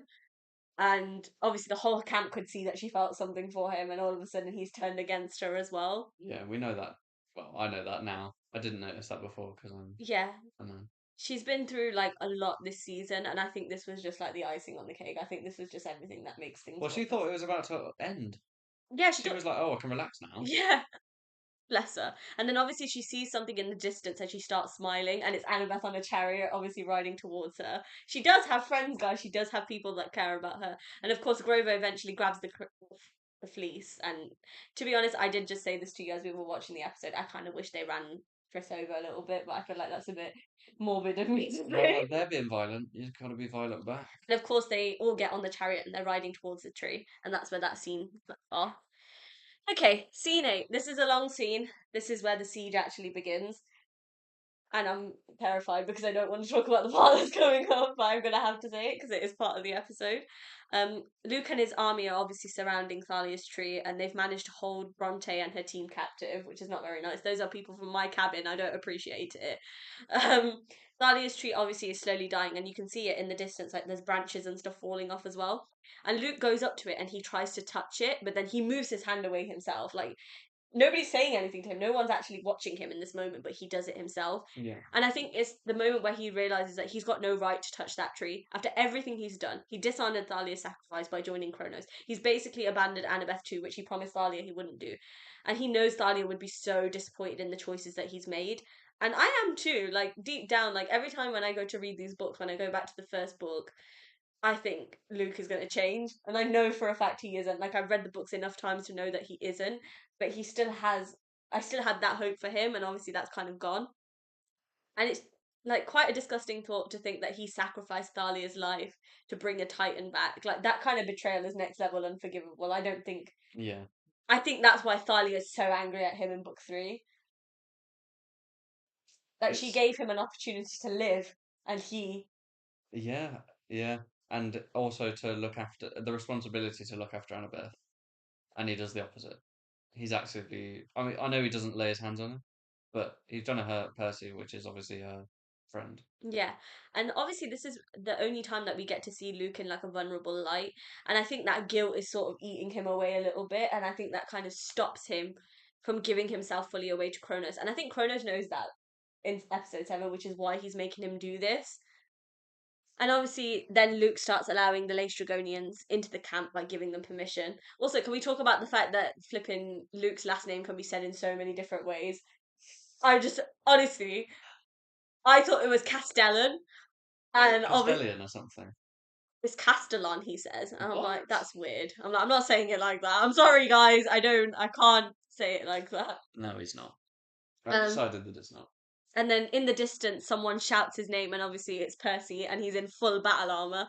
I thought that was a pretty cool shot, I have to admit. Because it's just, first you see Percy walking up the hill, and then you've got Tyson that comes behind him, which is quite nice. And Luke obviously thinks that he hasn't brought an army with him because who would want to Yeah. die on the battlefield, and you hear like it's a horn, or is it the conch shell that Chiron blows? It's I don't similar to the know. sound that they blow just before capture the flag, and he sees the entire camp army like dressed up, ready to go. And I think he's realised that it's going to be a little bit more difficult than he was anticipating. I think he just thought that if he invaded camp, they wouldn't have a defending line, and they would just submit to him. And I think it's kind of this idea that these people are not willing to go down without a fight, and Luke's realized that actually he is going to have to kill these people, Yeah. which is a disturbing thought, to say the least. And then obviously Luke's army starts running towards the campers, and the siege actually begins. And honestly, it was hard to watch. Like I just, yeah, it's become really dark really quick. Already. And Season 2, yeah. the Battle of Manhattan, I know, is going to be really hard for me to watch. Like seeing like these campers are like my family. It's like, and seeing them like get hurt and their home being invaded just doesn't sit right with me. And it makes me excited for like season 4 and hopefully season 5 if we get to go all the way. I'm really hoping that they do. Mm. And the stakes have been high since the beginning. I just don't think we realized it as much last season. And there's a bit where obviously Percy is fighting other. What do call themselves? They call themselves cronies, which is such a horrible name, by the Is that way. what they call themselves? Yeah. That's not in the book as well, is it? Oh no. Yeah, but it's what Grover calls them. I don't know if that's their official name. Oh, Grover probably says it to make fun of them, Yeah, probably. which is that's a good term if you're trying to make fun of them. you know, Luke shouts Percy and he says like, "There's no fleece to heal you this time." I think the last time they fought, Luke was holding back a lot. Like in episode 7, in their fight, there was a bit where Percy got a little bit winded, and Luke gave him a chance to recollect himself. This Yeah. time there was no time for that, and I feel like he stabbed Percy in the last episode to make a point. Like, he knew he had the fleece to heal him, but it was just to show Percy what happens if he crosses the line. And He's this is the moment where Percy's crossed the line. Yeah, he's trying to do something big to push down the sort of thoughts of, the thoughts that he probably came up when he looked at Talia's tree, Yeah. where he was like, "Oh, I feel bad because I've betrayed her."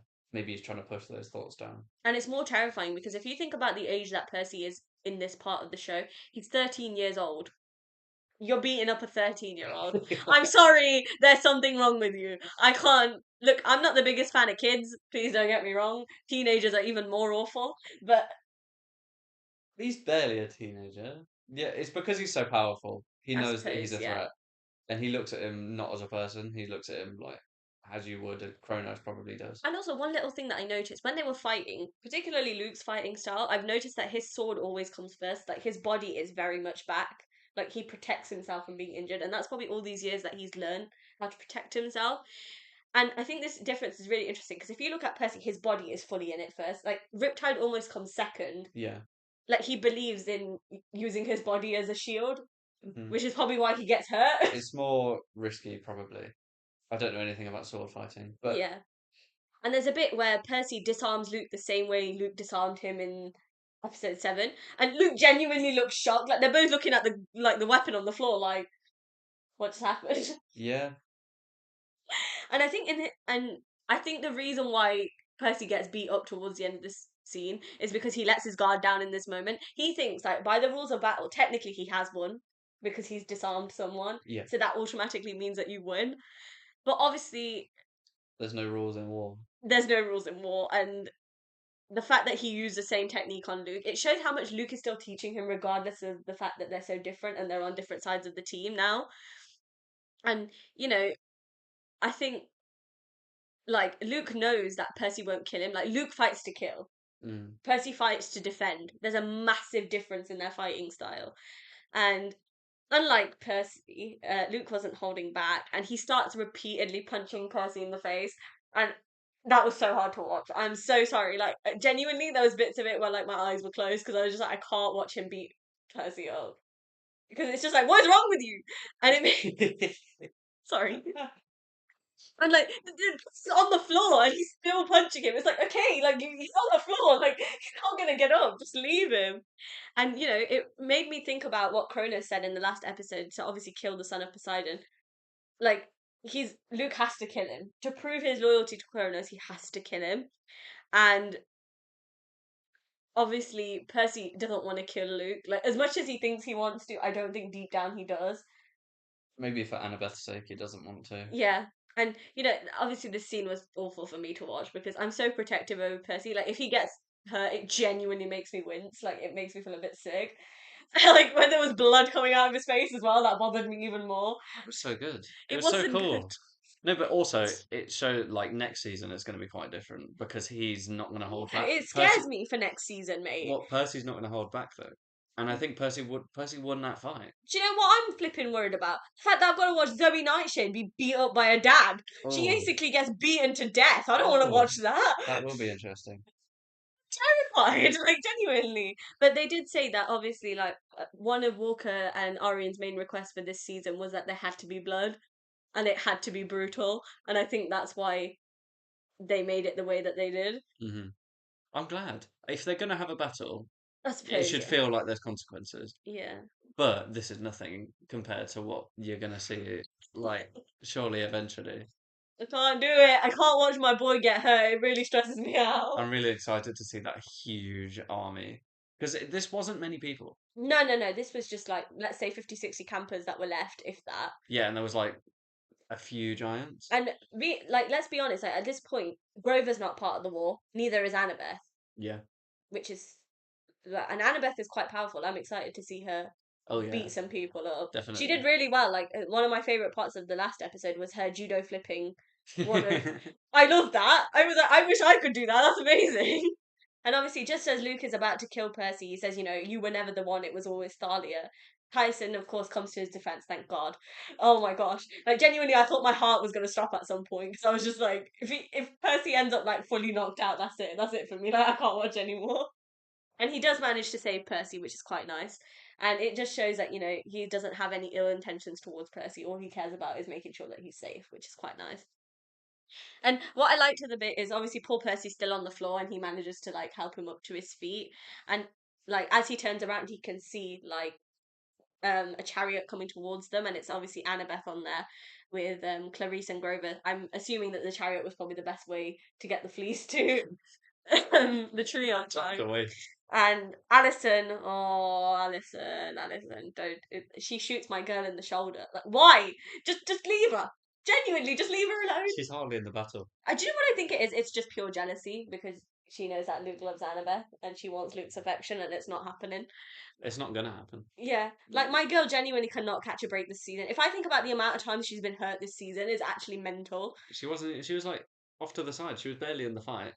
Yeah, and And I she really got hope, sniped. like, if we do get the siege in season 4, I really do hope that there's a scene where we get to see Alison and Annabeth like have a proper fight.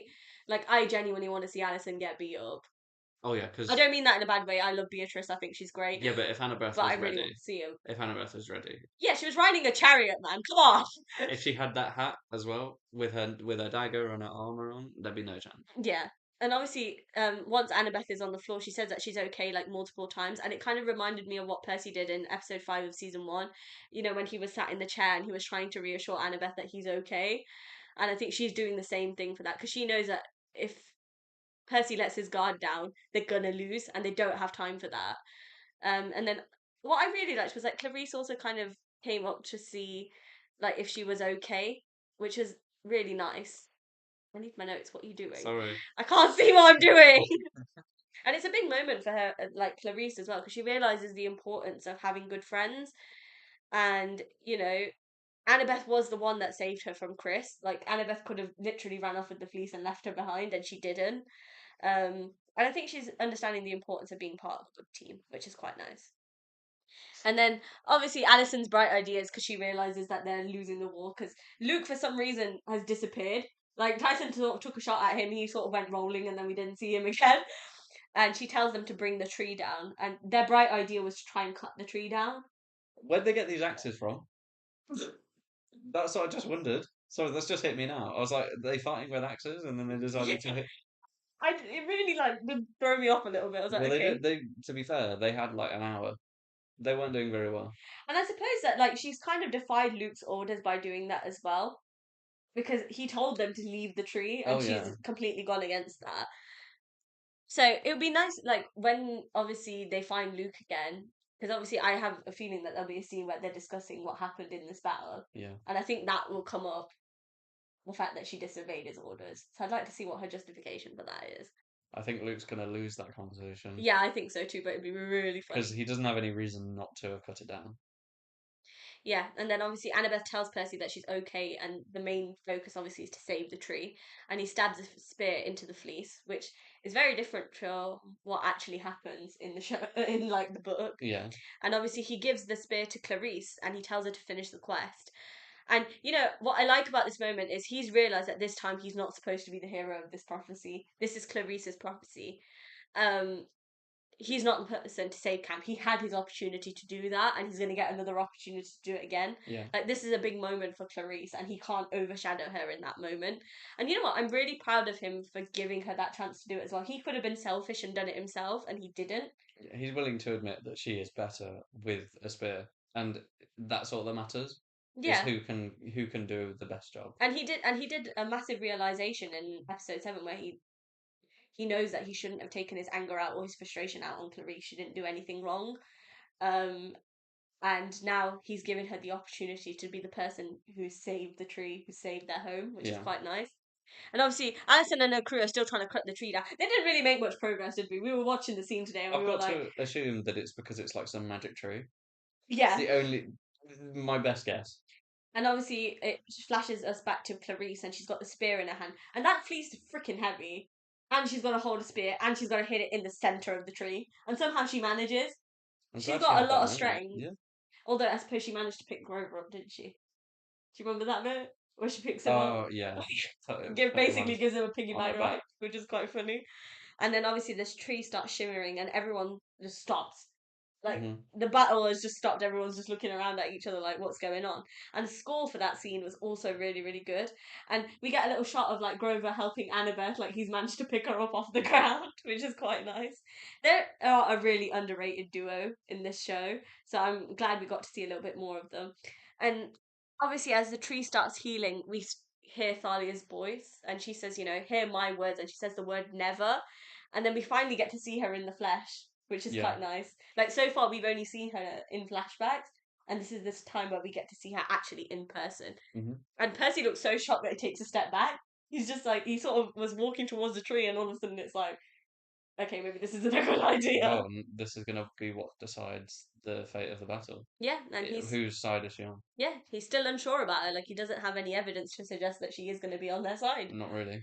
And also, what she says is very interesting. Hear my words, never. That's Hmm. half of what she said. So that kind of gets revealed a little bit towards the end of this episode.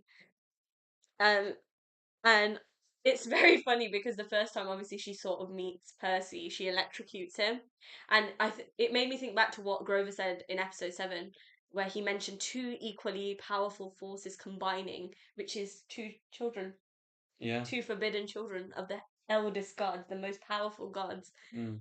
And they and are probably equal. Well, maybe Thalia's more powerful at this point, but that's just because she's older. I think that when he said that in episode 7, it was referring to this moment. Hmm. And they're two people who are so similar. It's going to be interesting to see when they have a headlock how they deal with it, because they're always fighting in book 3 if you think about it. I quite like that actually. I thought it was a highlight of book 3. Was seeing how they just seeing more of her, more of Thalia. And definitely my favorite shot in this episode was the one where they both fall to the ground after she electrocutes him, and it's nice to see this parallel between the two of them because they're both the same. And whoever managed to think about that, whoever directed that part of the episode, wow, because that is That was fun. exactly what I wanted to see. Yeah. And then the scene just goes blank, doesn't it, after they both end up on the floor, which is quite funny. And then scene 9 is probably like a good scene as well, which is Percy in a dream.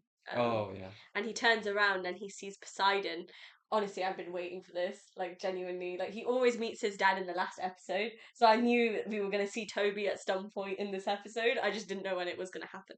He looks very stylish, I must say. He does. Like he's got like what do you call those coats? An overcoat. Yeah, and it's got Yeah. like he's got the collar up and Yeah, he's everything. got the It's collar up like sick. a World War II soldier. And it's a He looks really very cool. different look from season 1. If you remember seeing him in season 1, he had like a shirt on, didn't he? Hmm. And like some light coloured trousers. But this is like a he had Which like is a sort of wardrobe closer update. to how he is in the book, but this time he's full businessman. He's full businessman. It's great. Do you want to tell everybody why you made me point that out? He's not an unattractive man, is he? No, he's a That's all I'm gonna very say. much I attractive don't think I man. need to go into it any further. We That's love Toby Stevens. You know what it is? It's his accent. I think the accent and the deep voice kind of sells it but off as well. I'm not embarrassed about saying that because everybody on Instagram seems to agree with me. I see a lot of Poseidon edits, guys. I'm watching you guys, but those people that don't say that I say much on Instagram or on Threads or anything, I'm on TikTok and I'm watching those reels Yeah. that come up on my For You page. Hey, I think Toby Stevens is a very attractive man. That's all I'm gonna say. Hey, I see why Sally went for it. Yeah. That's all I'm No. saying. That's all I'm Fair saying. enough. Nothing wrong in that. And Percy says that obviously he's tried calling him before, which he did do in episode 2. He was quite angry when he called him though. He was only calling him to ask about Tyson, really. It wasn't really to ask like, "Oh, hi, Dad, how are you?" It was Yeah. more of explain yourself. Yeah.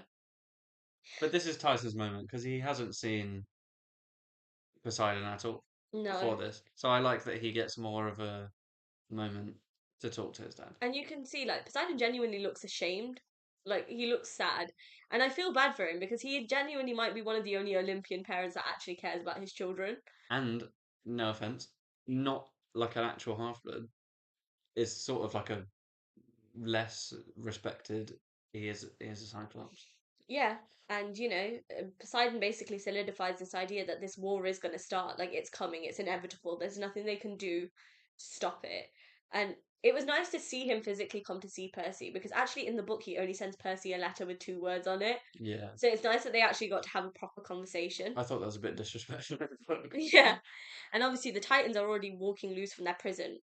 Poseidon knows that for a fact. They're entering his realm. Like, he needs his son by his side. I did like the subtle foreshadowing though. It's like we are going to get to meet a Titan next season, which is nice. A very scary Titan. I actually might think that Atlas might be slightly more terrifying than Kronos.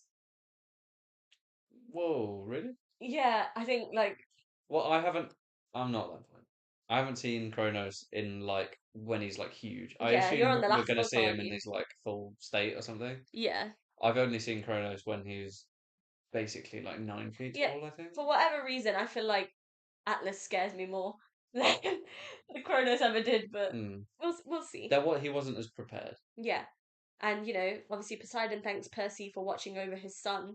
And, I always think that Poseidon intentionally sent Tyson to Thalia and Percy. He knew that Percy is the sort of person that would look after him, and he knew for a fact that he could trust Sally to look after him as well. Yeah, And I think deep down, Sally always knew that Tyson was a son of Poseidon. definitely. That's why she also took him in. Yeah. And, it's so sweet because when Tyson's in the scene, he can't even look his dad in the eye. Like, I was just like, oh, he's literally the cutest thing ever. And obviously, Poseidon offers him the chance to come and work with him in Hephaestus's forge in his domain, which is such an incredible opportunity. And he gets that opportunity in the books as well, which is quite nice. I like it. And I hope we get to see a little bit of that in season 3. Daniel might have spoiled that in an interview that we get to see a little bit of that in season 3, which is quite nice. And Tyson immediately agrees. Like, there was no hesitation on his face. Like, he just fully went, "Yeah, I'll do it," sort of thing. Yeah, he knows he's repaying him. Yeah, and he says that he wants to join his dad to thank him for Percy, which is so sweet. And Tyson tells Percy about when he was on the streets and he was alone and he prayed to the gods for help. And he specifically asked for a friend. And he says the quote, "I was sent a brother," and I was bawling my eyes out. I'd lost it at this point. I was just like, "This is it." I was like, "There's too many emotions happening at once." And the fact that Daniel was crying as well made me cry. It's just like he's tearing up, and that's it. There's me like, my most embarrassing state. You missed it. You didn't walk in the first time. And even Percy's like little smile was so sweet. Like, it's nice to see him like get the appreciation for the incredible brother that it is. Like, he's not just getting that appreciation from Tyson, he's getting it from his dad as well. Yeah. And I'll definitely miss seeing Tyson as much next season, but I'm hoping we do get little snippets of him here and there. Like an Iris message. Come on, guys, you guys can manage an Iris message. Yeah. And obviously Tyson tells him that he's going to go and get ready, or, like wake up or whatever he needs to do, and he leaves. And I know that Percy's genuinely really going to miss him. Like, his cabin's all of a sudden going to feel really empty when he goes back next summer. But also, like, I am sad that we didn't get to see, like, Tyson and Percy, like, give each other a hug, like, physically before they go. He only got to see Tyson go in the dream. He doesn't get to see him after that, which is quite sad. And obviously Percy offers like to be his dad's like extra help, and Poseidon tells him, actually, your destiny lies somewhere else. Now, something about this made me think, I didn't know if he was talking about the Great Prophecy, or I didn't know if he was talking about his relationship with Annabeth. There were two things on my mind here, which is like, I don't know which one he means. You might be reading between the lines, but I don't know, maybe. We never really get to hear Poseidon's thoughts on Percy and Annabeth's relationship. I think he's always known. He'd find it. I think we'll find a bit where he'd be laughing about it. He wouldn't be super serious, I don't think. Yeah, because obviously Athena hates him, so that would be interesting. Anyway, Poseidon tells him that he planned to tell him about the Great Prophecy closer to his 16th year, which is a nice thought, actually. He wanted to protect him for that long. Like, he wanted him to live his life in that innocence. And obviously somebody had already got there and told him before he had that opportunity. At the end of the day, like, Percy is still his little boy in his eyes. Like, the same way Sally feels that protectiveness, he feels it too. Yeah. And he doesn't want to wish him any harm, and knowledge isn't always wisdom, especially in this world. And I think Percy's realised that now. And Percy thinks that Poseidon had him so he could be the hero of the prophecy. It's so wrong. Like, that's not why he had him at all. And Poseidon actually admits that. He tells him that there are more powerful forces than the will of the gods, like fate, but love is the next one. Mm-hmm. And I think When he said love, the one thing I couldn't stop thinking about was I didn't know if he was referring to the fact that he loves Sally, which I think part of it is that, Definitely, yeah. but also I think it's because like Hinting, at he's least. hinting at the Percabeth sort of side of things, but obviously we know Percy can't read between the lines. I can read between the lines. But I guess that sort of question, like, will only get answered next season. Actually, we might get to see a reaction, like an interaction between Poseidon and Annabeth next season, because there is the scene with the Olympian Council in Titan's Curse. Oh, I'm really So excited it'd for be that. nice to see if he's kind of, just giving them little looks as they're talking or as they're dancing. It would be quite nice. I'm really excited for that. Me too. I think it'd be nice to have them all together. And obviously, he tells him to never underestimate himself. And he calls him Perseus, which is quite nice. I like that he uses his full name. Nobody really uses his full name. So I'm glad that Yeah. that's specifically used by his dad. Yeah, I'm thinking his dad is so old that No, that's still like a new name. big Perseus. I Yeah, I think know, it's but quite Percy nice. is like the new version of Perseus as a Guys, name. if my child could be called Percy, 100% he'd be called Perseus. Yeah, it has carries more weight, doesn't it? Yeah, it's special. Perseus. It's a special name, but I can't do that. But it's fine. And obviously, the scene sort of ends with Percy recalling Thalia saying never when she first came out of the tree. And he asks his dad if he knew what she meant by that statement. And like Poseidon sort of looks away and I think he knows what she meant. And he Hmm. tells him to brace himself. And all of a sudden, he just wakes up. So a little bit of a cliffhanger there, which I didn't appreciate. But it's fine. It's At fine. least it gets told in this series. That's Could you very true. imagine you Yeah. don't get told? Oh my god, I would just. Yeah. Doesn't matter. It's okay. It's okay. It's not that serious, guys. I'm 100% not that invested. Okay, so the next scene is obviously Percy waking up in the infirmary and Annabeth and Grover, of course, watching over him, which is quite nice. It's nice to see the trio back. They haven't had like a solid scene where it's just been the three of them. And they're not rushing around. It feels calm now. Yeah, he turns over and he looks really scared because he sees Thalia lying in the bed next to him. And he just quickly like sits up. Boy, she's not going to do anything to you. She's like knocked out. Nothing's going to happen. And Annabeth tells him that they've been out for like 3 days. And also, I noticed something about Leah's hair. It's getting lighter. It's like light brown now. She's got like specks of light brown in the hair, which is nice. And I saw a photo of Walker where he had a grey streak in I've his seen hair. that. Oh my god! Yes, please. I just need to see Leah with a grey streak in her hair, and I'll be happy. Anyway, we'll come back. That's all season 3. We will talk about that closer to the time. But I am quite excited about that. And obviously, Percy finds out that Chiron has, of course, been reinstated by Zeus, and he wants to see him. I've been really excited to see Chiron again. We only really got to see him in episode 2 when Annabeth Iris messaged him, so it'd be nice to see him like back in the flesh again. Yeah. And obviously, Grover and Annabeth are like exchanging looks, and they're both trying not to laugh. And Percy knows that there's 100% something about him, and he tells them, if they want to say it, like they can say it, and they all tell him that he draws in his sleep. It's really cute. Like it's a really That is nice nice. They've trio been waiting moment. 3 days to tell him that. And it's nice to just see them all back together and just being normal. Like, there's no threat. Like, they've managed to stop an army. Yeah, there's nothing immediate. Yeah, And they can well, actually just be friends. so they think. So There's they nothing think. immediate. But we'll see. Okay, so the next scene is obviously them inside the big house, and Grover tells them that Luke and the cronies have vanished. Which I thought was interesting. Where's Luke vanishing to? No idea. Oh yeah. He's just sort of disappeared off the battlefield and never Well, came maybe back. through a labyrinth? Oh, I don't know. Anyway, Clarice tells them that Chiron has put her in charge of training their strike force for the war to come. I'm glad they've all got this war in their head. Like, they're not letting this go. Like, what they dealt with was just a minor battle. There's still more to That's come. that's the mistake that they made when Chiron was gone, is Yeah, not being prepared. yeah. And this is a big honor for her. It's a big deal, and I'm sure her dad would be really proud. Well, I hope he would, but he's not the best parent, so I don't know. He should be. That's what we're saying.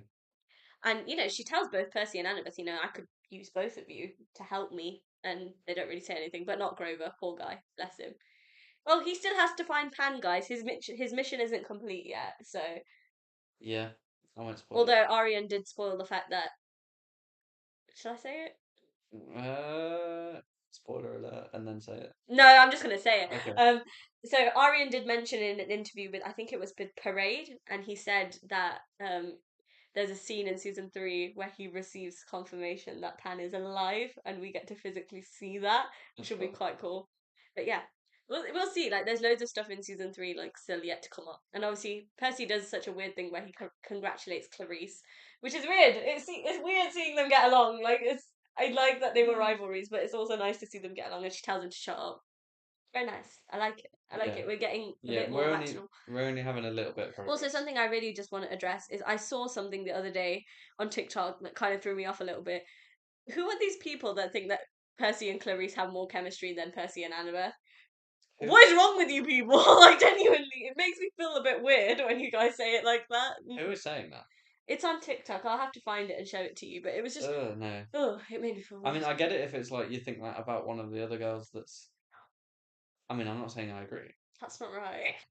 Although, they do fight a lot. It did make me cringe. I can't lie, guys. Why are you doing this to me? Definitely not Clarice. Yeah, please, guys. He's got plenty of love interests coming up. Can we just not make Clarice one of them? Okay? You mean too many? Yeah, let's not. Let's not. It makes me sad. And obviously the rest of the campus sort of exit the big house, and it's just the trio and Chiron left. And Chiron admits that he regrets not telling him about the fact that Kronos was his dad last year, and that he regrets many other things as well. I'll be honest, no idea what he was talking about. I was a bit like, I don't know what you mean. I don't know. Maybe he thought that he should have like fought, fought back when he was told to. Lie. No, when he was. No, I mean when he left because he was sort of kicked out of his position Yeah. as camp director or whatever it is. Um, did he wish that he had fought back against that? Maybe. I don't really know. I'm not sure like that was one of those things that was said where I sort of thought about it and I just couldn't think about what the right answer was. I don't know. Maybe he's had some time to think about it. It's Anyways, thousands of years. and he says that, he's always tried to heed the will of the gods and be an example for, the heroes that he trains and that he cares for. And he looks at Annabeth when he says that, which is quite nice. I thought that's really cute. She's more of a textbook good student, Yeah. whereas Percy is good, but he breaks the rules. Yeah. Yeah, that's literally it. And he's a great trainer and he's a good example. I mean, he does follow what the gods tell him to do. And I love that he doesn't see these children as like disposable. He genuinely cares about every single one of them that he trains. And he says that now he can no longer do both. And again, I was still confused. I still had no idea what was going It on. makes it sound like he's going to die. Yeah, I didn't like that. I was like, It's kind of what are like you the about to moment. say? It's kind of like the moment where in Kung Fu Panda when the what's the name of the turtle? The big turtle, Master Uguay. Uguay, when he like when he just dies and turns into um a blossom, Yeah. cherry blossoms. And obviously, Chiron tells them that they deserve to know the truth about what really happened the night that Thalia, Luke, and Annabeth arrived at camp. There's going to be some good quality tea. I just knew it. Like I was excited to see what his interpretation of what happened that night was. 'Cause his was obviously truthful because he was there, so he would have known. Hmm. And obviously, the screen goes dark, and we see the flashback of the night that Thalia and them arrive at Camp Half Blood. And Annabeth is really scared. Like she doesn't want to. Stop. It's fine. I will grab the charger, don't worry. What's I talking about? I didn't interrupt you. I've forgotten what I was saying. Yeah, anyway, The flashback. whatever. Thalia arrived at half. And she says that obviously she doesn't want to relive that. And he tells her that the story that they remember or the story that he told them didn't actually end the way that they think it did. And I was like, oh god. I was like, here we go. And this is interesting because this is something that was never spoken about in the book. Because again, books are from Percy's point of Yeah. view. He's not going to mention any of these But details. just because it wasn't spoken about, this might have actually been true in the book universe. Yeah. Just because they didn't speak about it doesn't mean it wasn't actually what happened. Yeah, so obviously Chiron reveals that he was there watching Thalia and was ready to help her, like, basically protect her from the Furies. And it turns out the Furies actually didn't attack Thalia at all, but they just spoke to her instead. Now, we don't know exactly the words of what they said to her. I'm hoping in season 3 they show us that flashback when Thalia's thinking about it. And obviously they get blasted to Zeus. They get blasted to Zeus? Oh, God. Still have been here a long time. Blasted to Hades, more like. No. Obviously Zeus blasts them into pieces, and I'm assuming it's because they told Thalia about the great prophecy when they shouldn't have. And we see the new Zeus in his human form. Courtney B. Vance, brilliant. Again, a very big presence on screen when he walks onto the screen. The British people. Yeah. And, Thalia tells Zeus that she's heard what about this great prophecy and that she doesn't want to be this weapon. And, you know, like, she doesn't want to fight this war, which is fair enough. I mean, it's not her war to fight, the way she looks at it. Yeah. And, he tells her that she must be on the right side of the prophecy. It's the way he said it, you must be. Instead of being like, let me guide you to the right way, it was, Mm. you must be. And, he says that he's tolerated her rebellious phase long enough. The word tolerated is such a horrible word to use as well. It's like the opposite of what you see Poseidon do with Percy. Yeah, He's actually respecting him, and obviously he wants him to do it to be on the right side of the prophecy, but he's not forcing it. yeah. He's just sort of thinking, oh, if I'm just a good dad, then it will happen in naturally. Yeah, and obviously he mentions that she's turning 16, which is a dangerous age, and that by being at camp she's protected and she's going to be idolized by people because she is the child, like she's a child of the big three. But we all know Thalia, like she never wanted glory. She was never out there for a big title.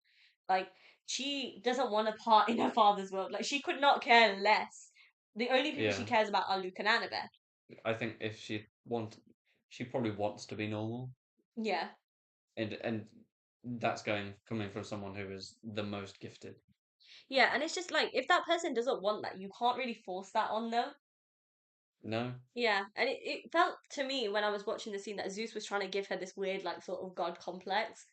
He wanted her to feel superior to everyone else. he's trying to write her sort of like a prophecy, but he doesn't have the power to do that. Yeah, and like, why should she fight a war for him? What good has he ever done for her? And I get her point as well. And it's quite pathetic of him to expect that from her as well. He doesn't know anything about her. If he No, did, he it would doesn't. never ask her to do such a thing. Yeah, he's not interested in who she is. And the worst part is like he's only interested in her power because they can work in his favor, which is Hmm. quite a dangerous comment to make in general anyway. And Thalia tells him straight up that there's only two demigods that she cares about, and that's Luke and Annabeth, and that she realizes that coming here to this camp was a mistake, and she's gonna leave, and she's planning to take her family with her. And I was like, oh. I was like, I ultimately knew what was going wrong here, and I was just like, well, Yeah. here we go. And she uses the quote, hear my words, I don't want to be your daughter, I will never be your weapon. And she says never again, and that's the half quote that they heard Hmm. previously. And then obviously the thunder rumbles in the distance and she turns into a tree, because that is the way her dad could control her. She stood up to her dad, he didn't like what she had to say, and she paid the price for it, which is quite sad, and it's very controlling of him. He's probably one of the worst Olympian parents now that I'm thinking about it. He might be the worst because even Ares maybe wouldn't do that. Yeah. I think you could argue that it's worse than killing her. It's just sort of keeping her in that state. And what was his plan? To keep her a tree for like the longest time?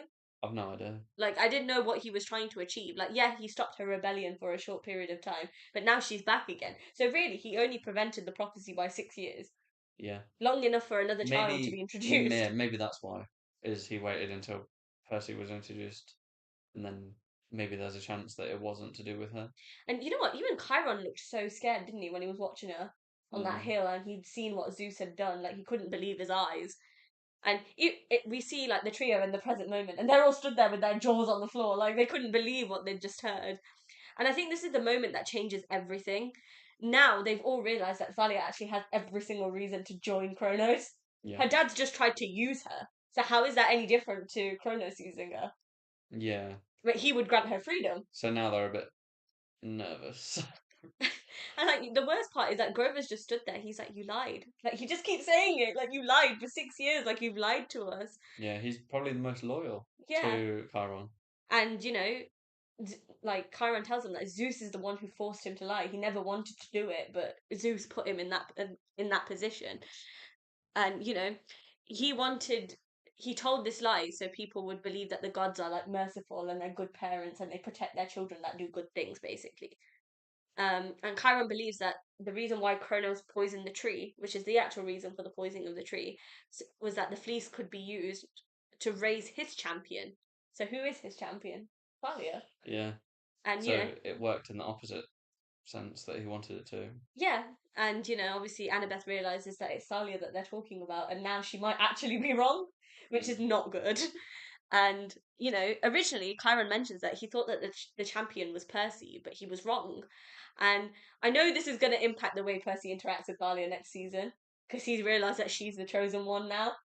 Well, yeah. Well, they still don't even know. That's the point. And this paranoia is just getting worse and worse now. Yeah, but it's important that Coronos thinks that she's the chosen one at least. And like the scariest thing is, whilst they're having this conversation, the sky goes black, and there's like you can just hear thunder, and it's like absolutely chucking it down with rain. And Thalia bursts through the doors of the big house, and it's just like I was stood there like with my jaw on the floor as well, because I was like I didn't think she was actually gonna walk into the scene. And it's very interesting because it's so dark and like it's raining. So these are like I love that the show uses kind of like natural elements. So like the thunder is like a representation of Thalia being a child of Zeus, and like the rain is like a representation of Sidon and his son Percy, and like these two equally powerful people Mm-hmm. are now at headlock, which is going to be very Yeah. weird to see on the But screen. does she even know that it's been 6 years? She might think that it's just been instant. Well, she's going to realize it when she sees Annabeth in a Yeah, minute. yeah. And obviously Thalia walks up to them and she's asking like where someone is, and Annabeth of course steps forward and she tells Annabeth that of course she's grown up, and Annabeth just goes up to her and just runs and gives her a hug. And I thought it was such a sweet moment. The last time she saw Annabeth was like 7 years ago. So a lot's changed in that time. And it was nice to see like two sisters coming back together. And also I really feel like Annabeth needed that hug. Like I feel like she'd been waiting for that moment, and it finally happened. Yeah, it took her back to being a kid. And like I don't know if you guys remember, I don't know if it was in episode 1 of season 2 or episode 2, where she sort of, when Thalia's tree gets poisoned, she mentions to like she goes to talk to the tree and she says, you were the only person who really understood me. So it's nice that she has that person again that can understand her, because there's probably certain things that you can only share with your sibling as opposed to sharing like with your friend. And at the minute, like her and Percy are just not, they're not on the right level Yeah. at the minute. And obviously, Thalia's first question is, where's Luke? And everyone in the room just freezes. They're all just looking at each other like, who's going to tell her? I don't want to tell her. Yeah. And then, she asks again, like, she didn't get the response that she wanted. So she asks everyone again, like, where is he? And Percy sort of steps forward. And you can see, like, I'm going to use Arian's words from his podcast to quote this. It's like a Western standoff. Not only does Thalia physically, but also metaphorically take Annabeth away from Percy, it now becomes like this thing, whereas like two people who want completely different things. Yeah. And it's like, what's going to happen now? Sort of thing. And he doesn't look happy that Thalia's taken Annabeth, to be quite honest. He's sort of like, excuse me, that's my friend. Well, yeah, he's got to put his hat in the ring and see if she comes back to him. And then obviously Percy and Thalia are just continuing to stare at each other, and poor Annabeth is just looking between them like she doesn't know what to do. And Percy says that obviously his nightmare just woke up and the thunder starts again, and that's where the episode cuts off. And I was like, damn it. I was like, I wanted more than that. I wanted to know what happened next. Yeah, that was really obviously not knowing what happened next at that time that I watched that episode.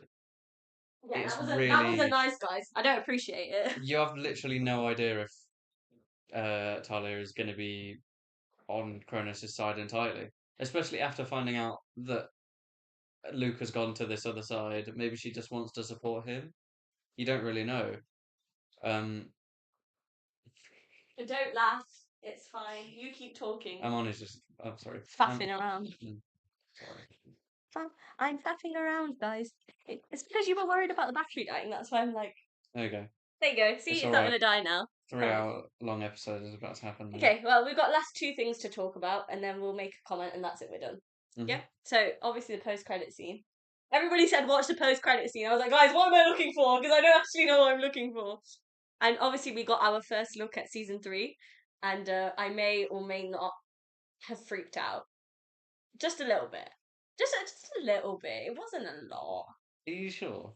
Yeah, so I'll describe what happens in the scene, and then Adam can give his telling of what actually happened on that day. Right. So obviously we see Percy and Annabeth in Westover Hall, and they're dancing to the song "Until I Found You," which is so sweet. I was like, whoever picked that song did such a great job, because it's such a Percabeth song. And obviously we got the season 3 announcement that they were coming back this year, and What actually happened? Because you walked in at that point. Where the So I watched the season finale on the day it came out, the time that it came out in the UK, yeah, and you walked in. and you were excited. Yeah, I was Yeah, happy. you could say excited. What actually happened? Screaming, loud noises. Right. There might And have been a pillow that was thrown on the floor. at least it was only a pillow. That's what I'm thinking. Because if you had like something heavy next to you, that would have got thrown as well. Yeah. Yeah, you almost judo, like Flip. use your Annabeth move on me, judo flip me, send me into the wall. Guys.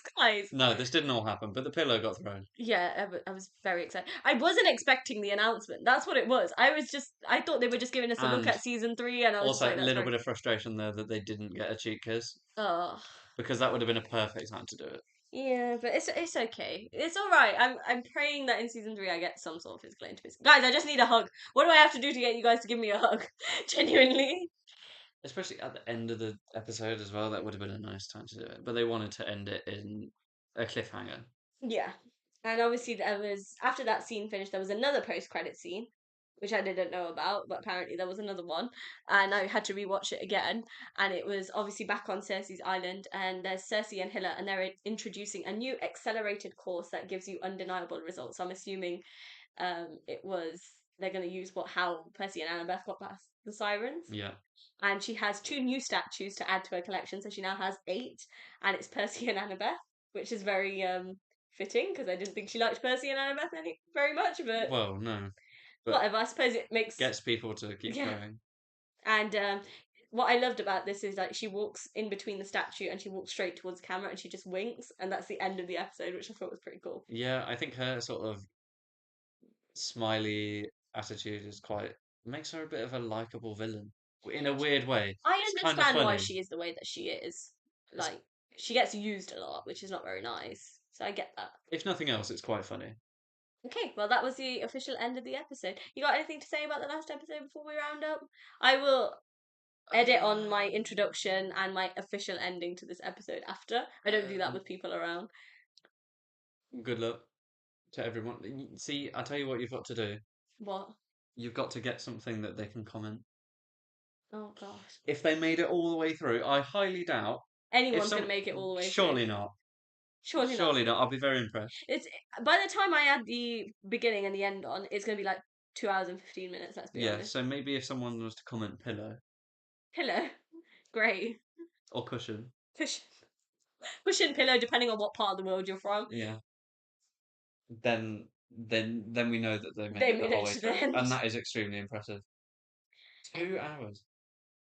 2 hours, 5 minutes. 2 hours, Look 5 at minutes. us go. There we go. We are so good. Somebody slow us down. Well, no, don't slow us down.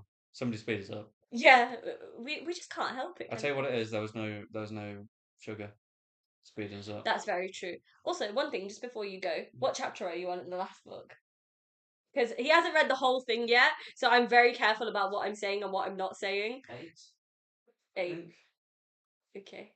So this is when he's just met Hades, right? Yeah. Well, yeah. Okay. So he's just been trapped in the underworld. Yeah. So once he actually finishes the book, I'll let you guys know. But yeah, you And happy? that'll be interesting because that's the whole first arc, I guess you would say. Yeah. It's like the whole first saga. Yeah. It's like a nice round finish. Yeah. Okay. Happy. I'm happy. Right, we're gonna go now. I think I need to lie down after that. I need food. That's Yeah. what I need. Right. I will be back. I'm so sorry that this episode is going to come before episode 7, but there's literally nothing I can do about it. So by hopefully this time next week, I would have reviewed the whole of season 2. Hopefully it's a nice surprise. Yep. Anyway, thank you so much for doing this. And I will edit on the intro and the outro of this episode. Which means but for now, it's going to be 2.5 hours. It's not going to be 2.5 hours. Don't be silly. So, I apologise for the episode being as long as it was, but I'm going to quickly round this episode off with my personal thoughts and feelings. Just a big thank you again to Adam for doing this. I'm really grateful for it. I never thought I would ever want anyone to be on the podcast, so I'm so glad I get to share my love of Percy Jackson with my best friend. And just before I start waffling, I'm going to quickly round this episode off. So these are my final thoughts and feelings about the season finale. So honestly, what an epic finale. It exceeded all expectations. It was bigger, it was better, and it was everything that they promised for this season. So I'm so happy. It was also incredibly different from the books. I don't mind the changes. I thought they were brilliant. And I understand that obviously people were concerned because there is a siege in book 4.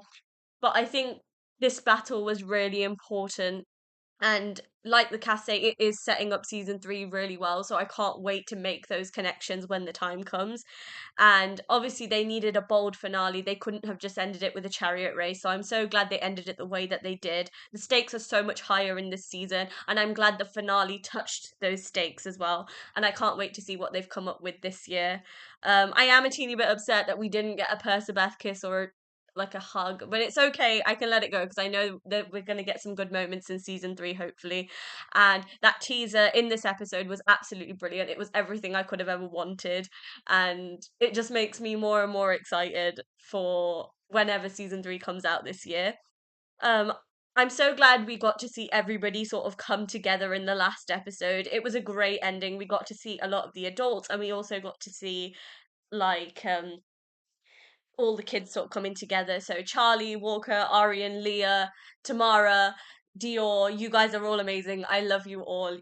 Honestly, your performances, particularly this year, have been incredible. The people that stand out the most to me are obviously Daniel and Dior. You guys absolutely own this season. And I really hope we get to see more of Daniel next season, but we will see. He did tease that they could be potentially some scenes that we get to see him in his father's realm. So I really hope they do leave that in. Um, Tamara as Thalia, she was absolutely brilliant this episode. She is the perfect Thalia. She also feels like she fell out the books. So excited to see her equation with Percy next season. And I'm just excited to unfold more of Thalia's story, which it will be exciting and an opportunity that the show has. And I know they won't disappoint. I am really going to miss my girl Leah next season. As you guys know, she is my favourite character, and the thought of having to do most a season without her is quite sad. But I know that we will get more of an Annabeth and Luke storyline, which is also equally as exciting. But I do understand that with Annabeth not being there, we do get to see Dark Percy, which is quite nice. I do like that side of him, so I'm interested to see how different Walker's performance will be next season. Overall, I'm just really happy with the episodes. I was so excited watching it, even this time, to review it for the episode. It was a lot of fun, and yeah, I'm really happy, and I think that's all that matters. Um, a big thank you to Adam for coming on this podcast and doing it. It is not easy, guys, to sit there and talk for as long as we did, and I'm so proud of him for doing this. So, Adam, if you're listening, I love you, and you know that, and I really hope you come back to do something like this with me again. And also, season 3 wrapped yesterday, which is super exciting. I saw all the pictures, and I've seen Percabeth matching grey streaks. I've seen the Olympian Council cast chairs. I've seen Walker with a bloody nose, which is quite nice. It means that he's getting a free nose job from who knows who this time. And they both look like they've carried the weight, which is quite nice. And I can't wait to talk more about season 3 when we get there. If we ever get a teaser, I will be here telling you guys all the things I spotted. I'm waiting for a trailer and the renewal of season 4, hopefully coming this year as well. And yeah, I'm just a really happy person right now. Thank you guys so much for listening in. I really hope you loved the episode.